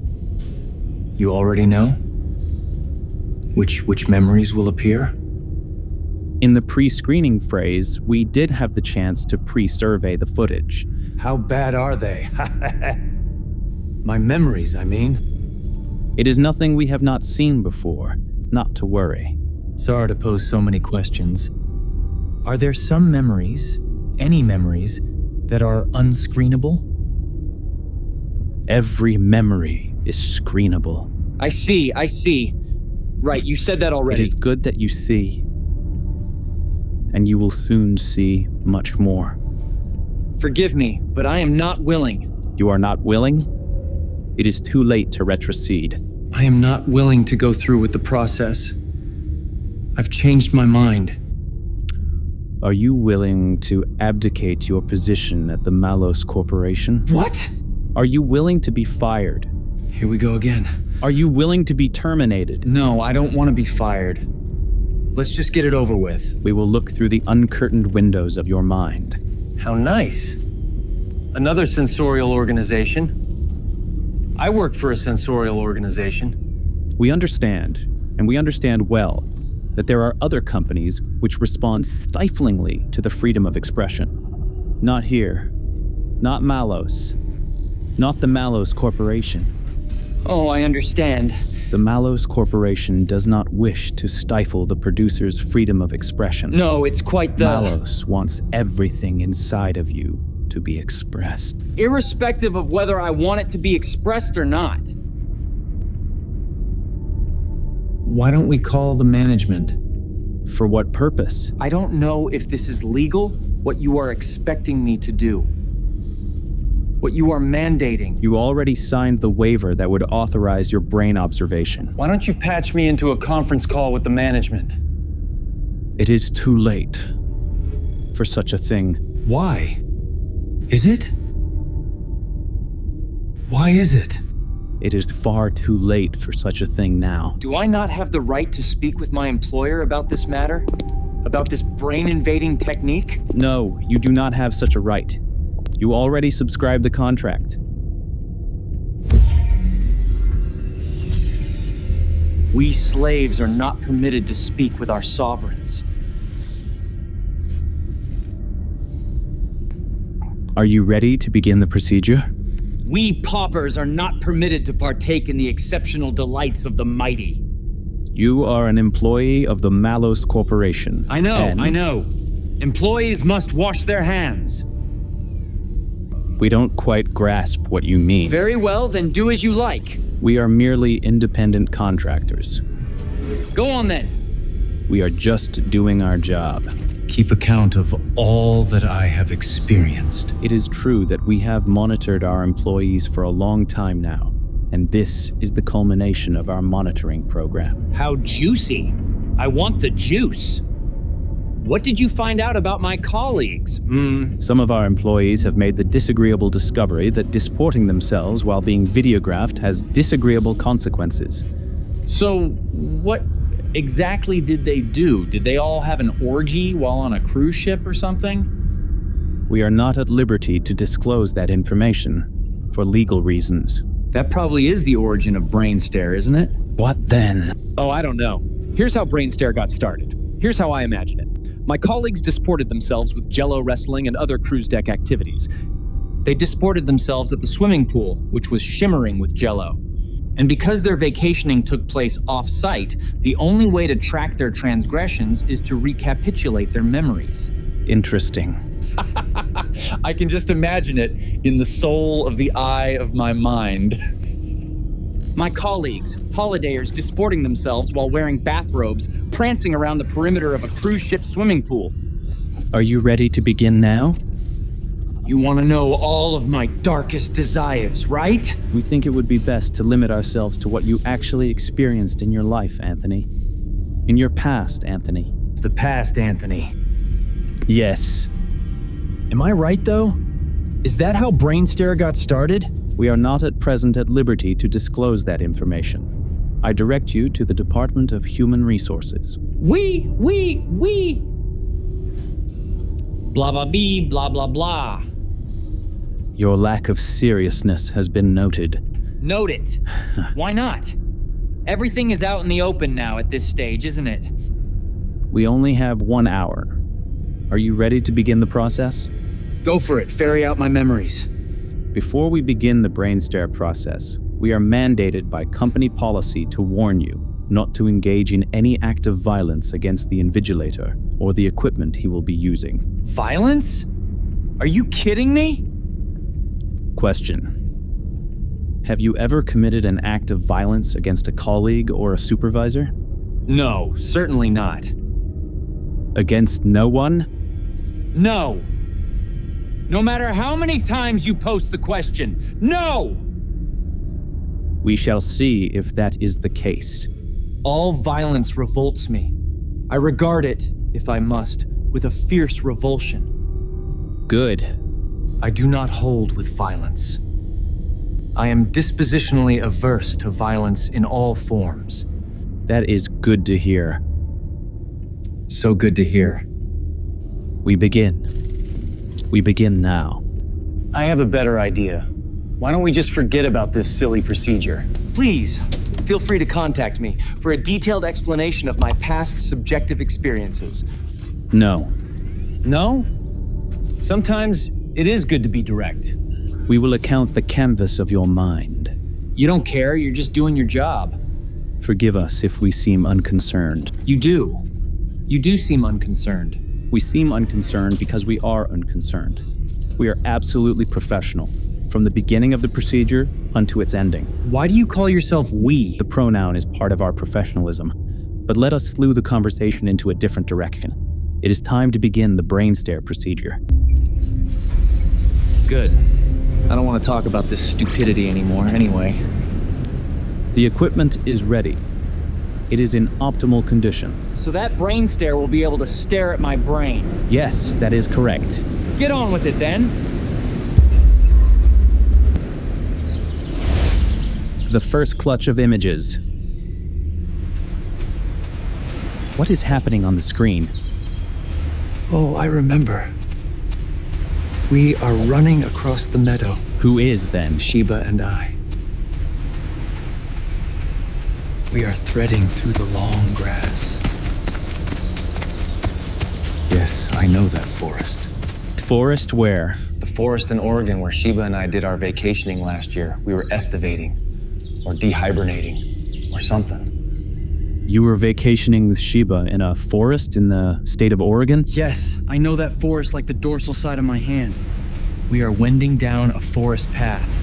We are still running through the forest. Sheba and I are running through the forest, wending down the woodland path. And now what? The trees are waving their branches as they are puppeteered by the wind. And now? Describe the scene. What are we looking at? We are wending our way down the sylvan path, moving deeper into the forest. The creamy sunlight is percolating through the canopy of leaves. We are running through the glister of the heat. In the distance, we see the shape of a barn, or something that looks like a barn, profiled against the blue sky. A mountain is rising into an indistinctness of clouds. The clouds are scudding over us, clouds formed like freaks. It is as if the foamy, freak-shaped clouds are chasing after us as we are running. What do you see? We are entering a clearing. The foliage is rustling all around us as we run. We are running, and the wind is running against us. The flowers are choked by the weeds. Go on. We are heaving from exhaustion. And then? We have stopped running. We are standing in the clearing of the forest. Could we please just stop for a few minutes? I hate all of this running in the heat. Do you hate it because you love it? What kind of a bizarre question is that? Do you hate me because you love me? I don't hate you, Sheba, but I do love you. My love is probably one-sided. I can't believe that I ever expected you to love me. I might as well expect a fly to love me. And now? Now what is happening now? I am kissing Sheba. Sheba is kissing me. Sheba and I are kissing. You are kissing each other in the forest clearing? Yes, we are kissing each other in the forest clearing. Interesting. Congratulations, Deviant. You gotta see us kiss. Wait. Who is that? Sheba. No, that is not Sheba. That is a man. No, that is Sheba. No, look. That is a man. You are kissing a man. Yes, we are kissing, but Sheba is not a man. Sheba might not be a man, but you are kissing a man. I am not kissing a man, I am kissing Sheba. Does he look like Sheba to you? There must be a glitch in the BRAINSTARE program because I have never kissed a man. You have never kissed a man? No! I have never kissed a man in my life! What is this nonsense? Do not lie, or things will turn out badly for you. She might seem like a man, but it is Sheba. I would never kiss a man. Then what are you doing to him? Are you osculating? I never kiss men. That is a glitch. You kiss the glitch? I never would kiss a man. I am telling you, it is a glitch. Have you kissed many glitches in your life? I don't know who that is. It must be an interpolation into the memory video. Is it a ghost? Is it an imaginary figure of some kind? It very well might be. I neither know nor trust this half-human creature that you are showing me. Creature? That looks like a youngish man to us. I don't know who the youngish man is. You do not? I don't know who he is. Who is he? Didn't you just ask that a moment ago? We have not yet clearly established who that man is. Is it an employee of the Malos Corporation? It might be. Is this an employee of Malos? He might be a colleague. He might be a person with whom I work. I don't remember his name. It might be. He is. Why pose a question to which you already know the answer? Fine, yes, he is an employee. What is his name? Keith, or David, or Ted, or something. I don't remember. In which section does he work? In the facilities department, he is a lower-level employee, and it isn't a matter of importance. It is of no account who he is. What is his name again? I don't remember. Ted. Maybe David or Keith or something. Why were you in the forest kissing him? I am telling you, I have never kissed him. How do you know David? I'm not sure if his name is David. It is. David is his name. Fine. David. Regardless. What were you doing in the forest with David? We were never in the forest. It must be some kind of phantasmal interposition into the memory feed. Did you, Sheba, and David vacation in the Oregonian forest together? No, it was only Sheba and I. What was David doing there? I told you, David was never there. He had never been there, as far as I know. How many times did you kiss David? I never kissed David. You did. You clearly did. It is right up there, upon the screen. No, I never kissed David! I thought this was supposed to be an objective record. It is. BRAINSTARE is a neutral, objective account of your unconscious memories. All of them. Well, apparently not. Clearly, it is not an objective record. I am telling you that I never kissed David, so what you're looking at there, Mr. Invigilator, is a complete lie. How did you meet? Sheba and I? No, you and David. You are temporizing. Fine. David.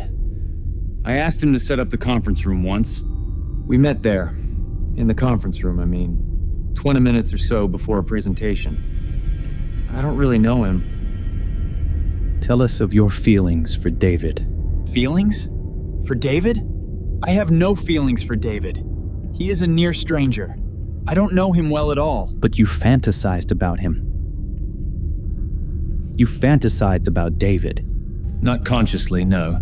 Are you suggesting that the appearance of David is the surfacing of an unconscious desire? We can go with that, if you like. Not if I like. If you like, Anthony. I do not know. I do not know. I do not know. Could we just move on to the next memory, please? As you wish. After all, you got what you wanted. So why not move on to the next memory? We are perambulating through the forest of your mind. Are we? Your thoughts are arborizing in all directions now. Are they now? We are exposing, we are exhibiting the canvas of your mind. Expose away.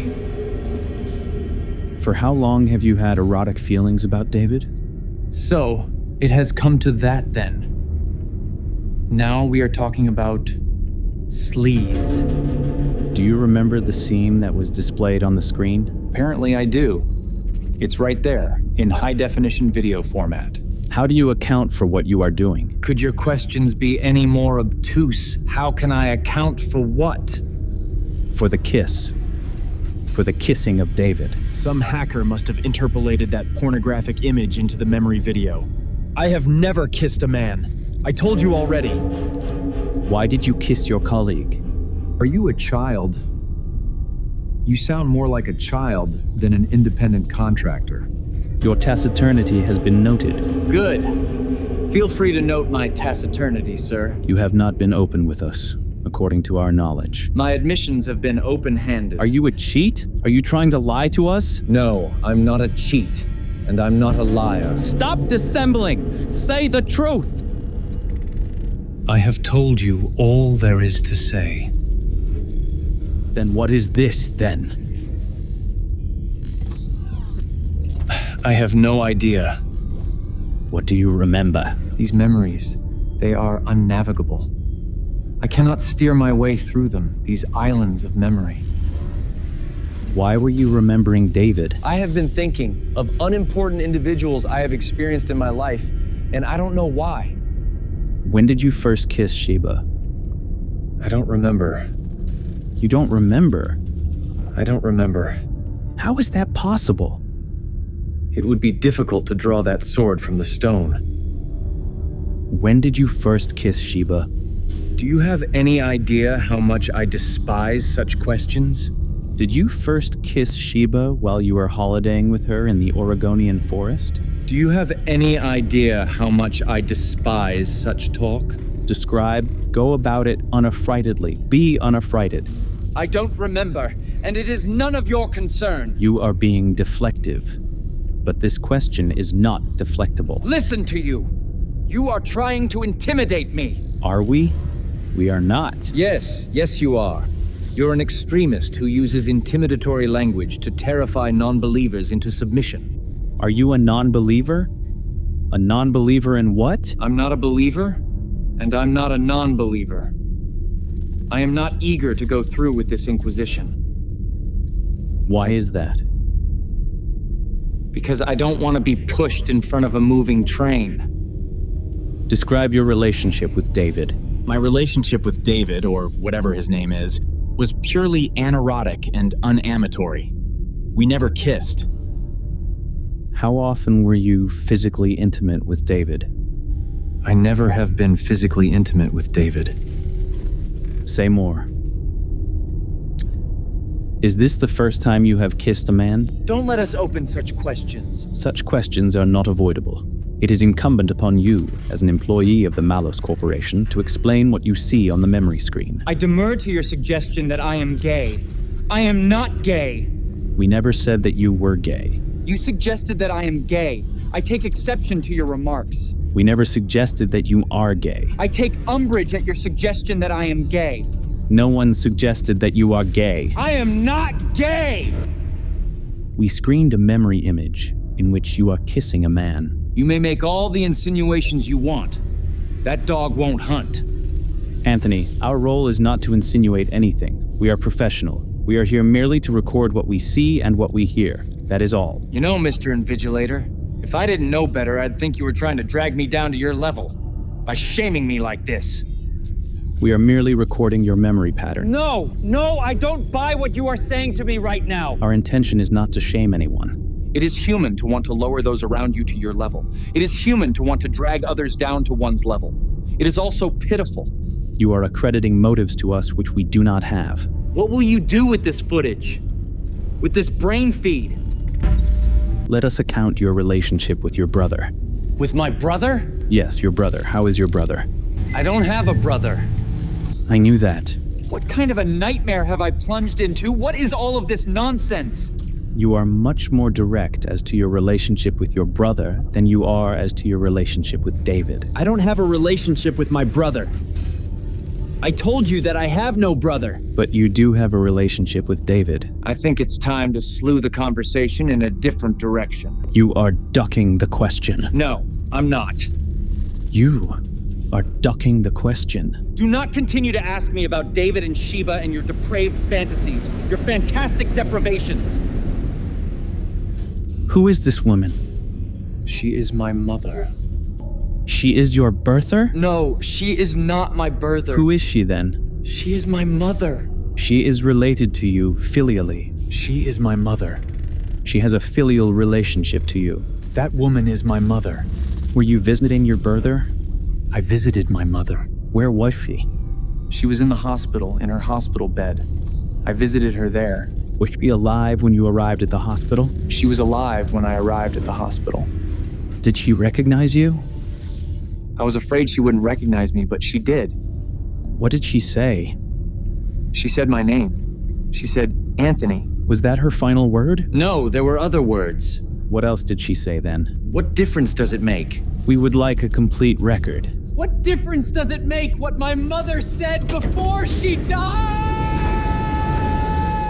There is no need to scream at us. Yes, right, that's it. Don't scream in pain as you sink your teeth into my flesh. We would like a complete document. I was there. I was with my mother. In her dying moments. I was there. You cannot rid me of that memory. No one is trying to rid you of your memory, Anthony. Our goal is to preserve your memories. It is to memorialize your memories. You want to perpetuate my memories. We want to perpetuate your memories. No, turn it off. The feed may not be deactivated. Can we get it quieted? I can't stand to listen to this. The sonic dimension, it is part of the brain staring process. I need you to turn it off.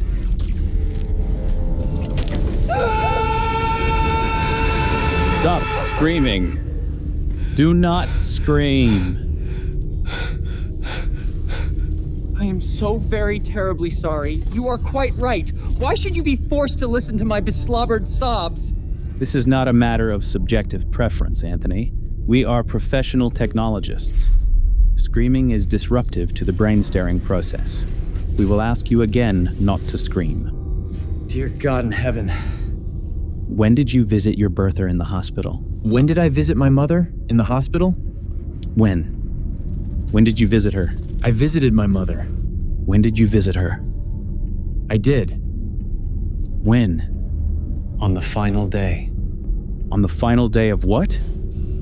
On the final day of her life. You did not visit your birther beforehand? When she was in the hospital? You are suggesting that I am heartless. But I am not heartless. You did not visit your birther in her nosocomial agony until the final day of her existence? You are suggesting that I didn't care my mother was dying. But I did care. I do care. We are professional workers. We would never suggest any such thing. Our role here is to account your memories, that is all. You are suggesting that I am unfeeling, that I am insensitive. It isn't true. No one is accusing you of callousness towards the prospect of your birther's death. I care that my mother is dead. We have no reason to doubt you. We are here merely as technologists. I should have come earlier. I know this. I know this. I am suffused with remorse. But there is nothing that I can do about it now. The purpose of this observation is to survey your acutest subjective experiences. It is too late. My mother is gone. She did win me back to the church. Turn it off now! Turn it off, you brain fucker!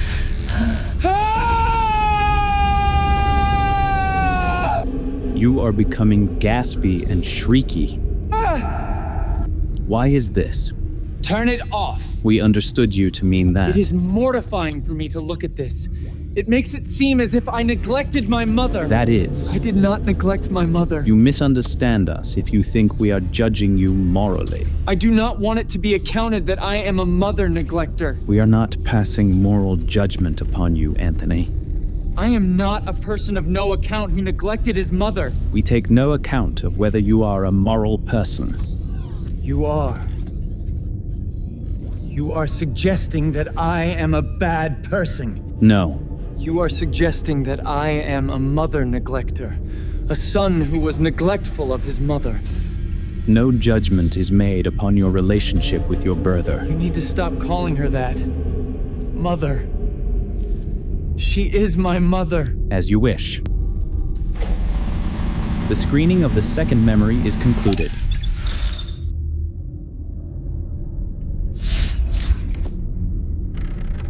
How many employees had to go through this?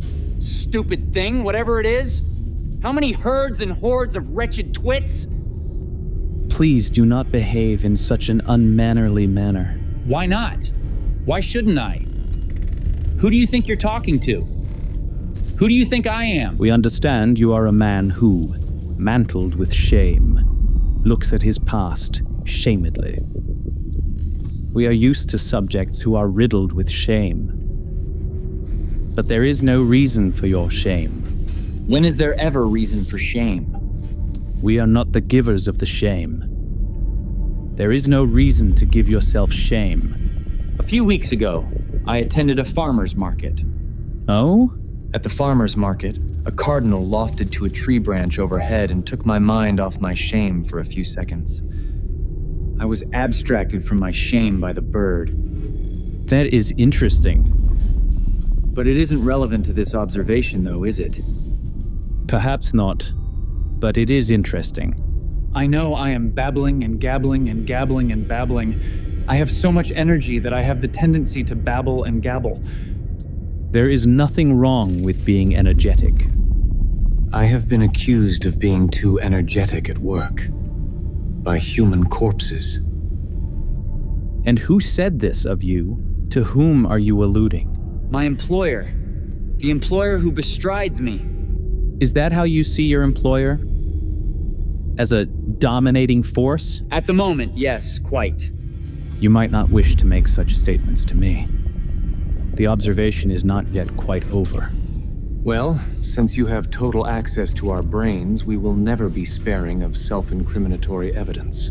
The purpose of BRAINSTARE is not to incriminate. It is to record. Oh, I feel incriminated right now, believe me. BRAINSTARE incriminates no one. You put your scopes up in my brain and then you accuse me of having reprobate thoughts. No, we gather a direct feed from your unconscious mind. We are neutral. You are not neutral. That is a lie. You pretend to be neutral, but you're not. It's part of your deception. We are merely looking at what is inside of your mind. And I can't hide my thoughts. Yes, quite. You can hide nothing from us any longer. I can conceal nothing. You can conceal none of your thoughts any longer. We will know all. You already know everything. There isn't anything left for you to know. We canvass each of your thoughts. You want me to remember my worst experiences? My most painful experiences? Anthony, have you not yet grasped the point that we are doing the remembering for you? I think. You do not have to think anything. You do not have to remember anything. We are remembering for you. May destiny shower its multitudinous benefactions upon you on this day of days. Well, blessing us seems mildly inappropriate. No, quite. You don't deserve my blessing. You are my worst nightmare in the form of a human being. This is not a very healthy attitude, Anthony. Would you kindly fuck off? That is not the sort of language you should be using, Anthony. You make it seem as if I were your thrall. I am not your thrall. I reject all thralldom. I am not your thrall minion.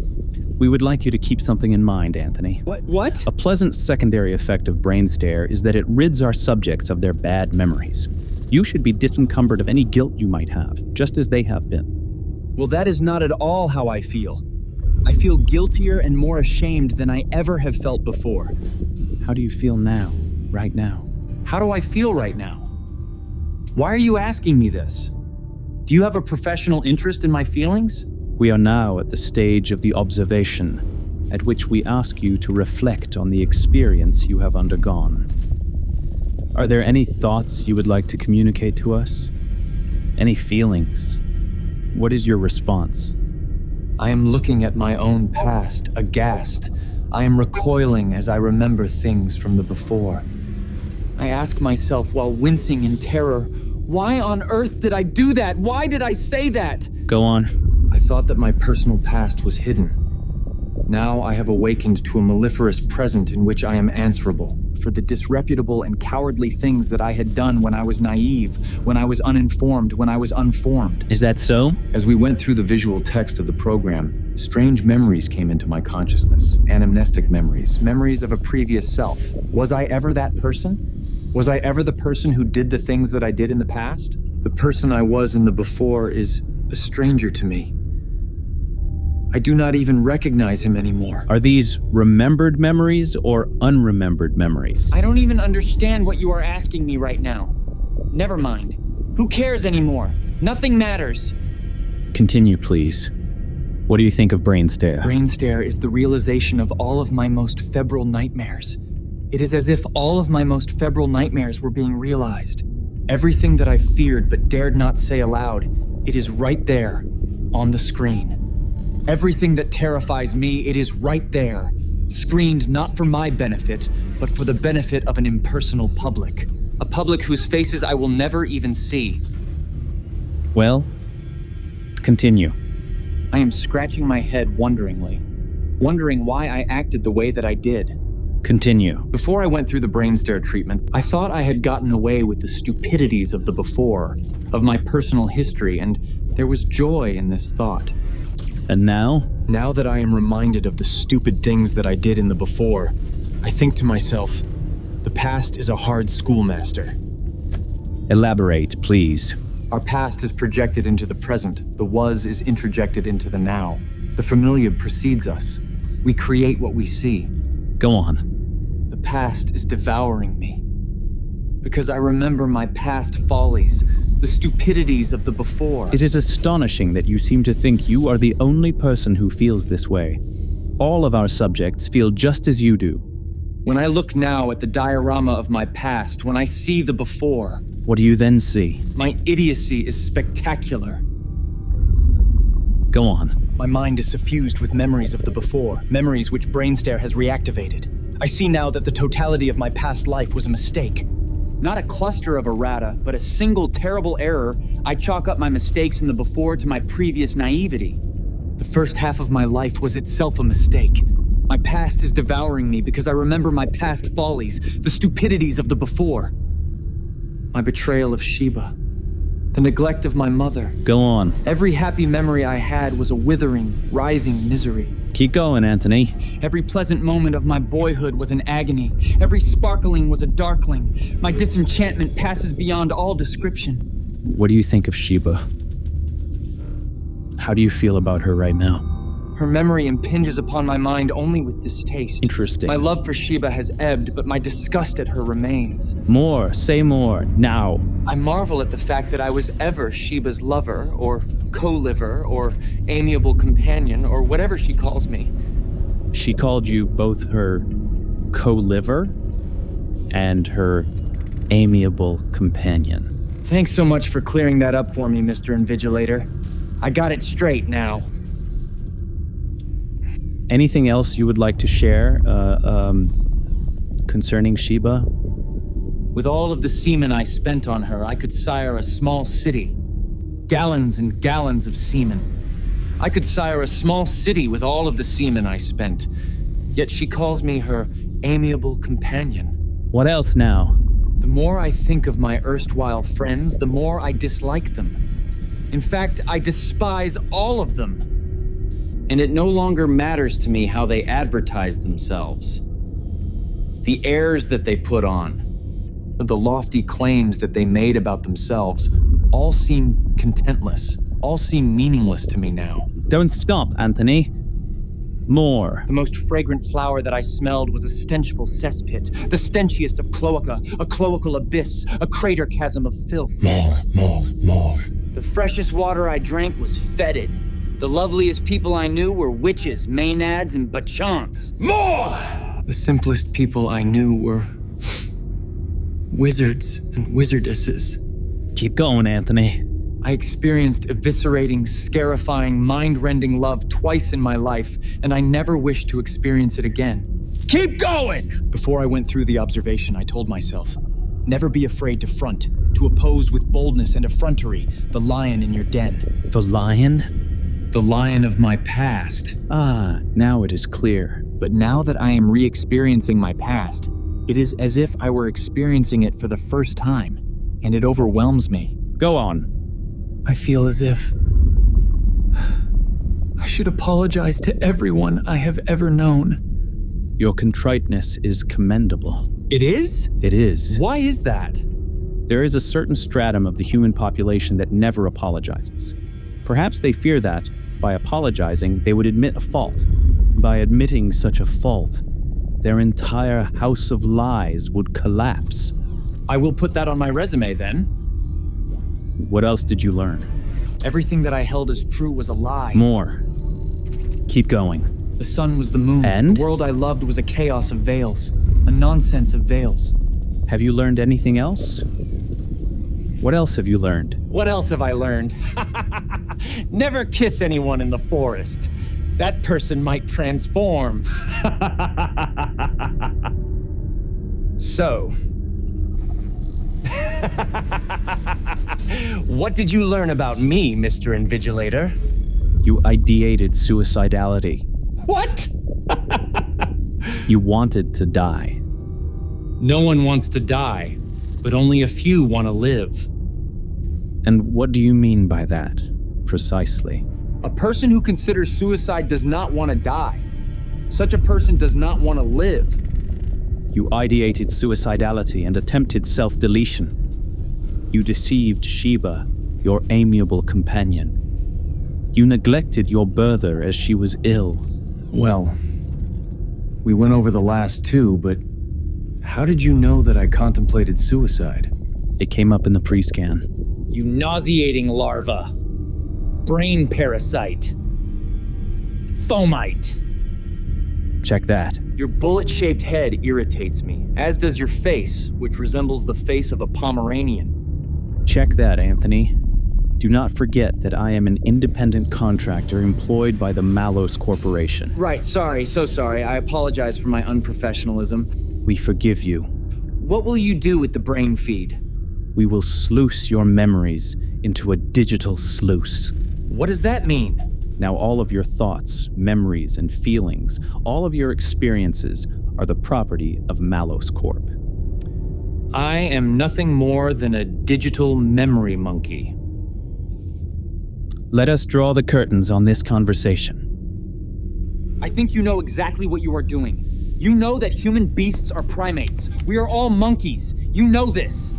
And like any monkey, each of us is afraid of being ostracized from the group and ostracized from our mates. This conference is over. This is the only reason anyone subjects oneself to such torture. Such torture as this, as BRAINSTARE. We are afraid of social exclusion, ostracism from the group, ostracism from our mates, or from the possibility of finding a mate. The debriefing is over. This conference is over. A human being is a strange ape. A primate that fancies itself to be a god. Thank you for your contribution to the observation. I feel that I'm not in control of what is going on inside of me. The other people, they are not in control of what is happening inside of them. Why should we be blamed for what is not within our control? Your session is concluded. I feel as though I were living thousands of miles below the Earth's crust. Your honesty is enjoined.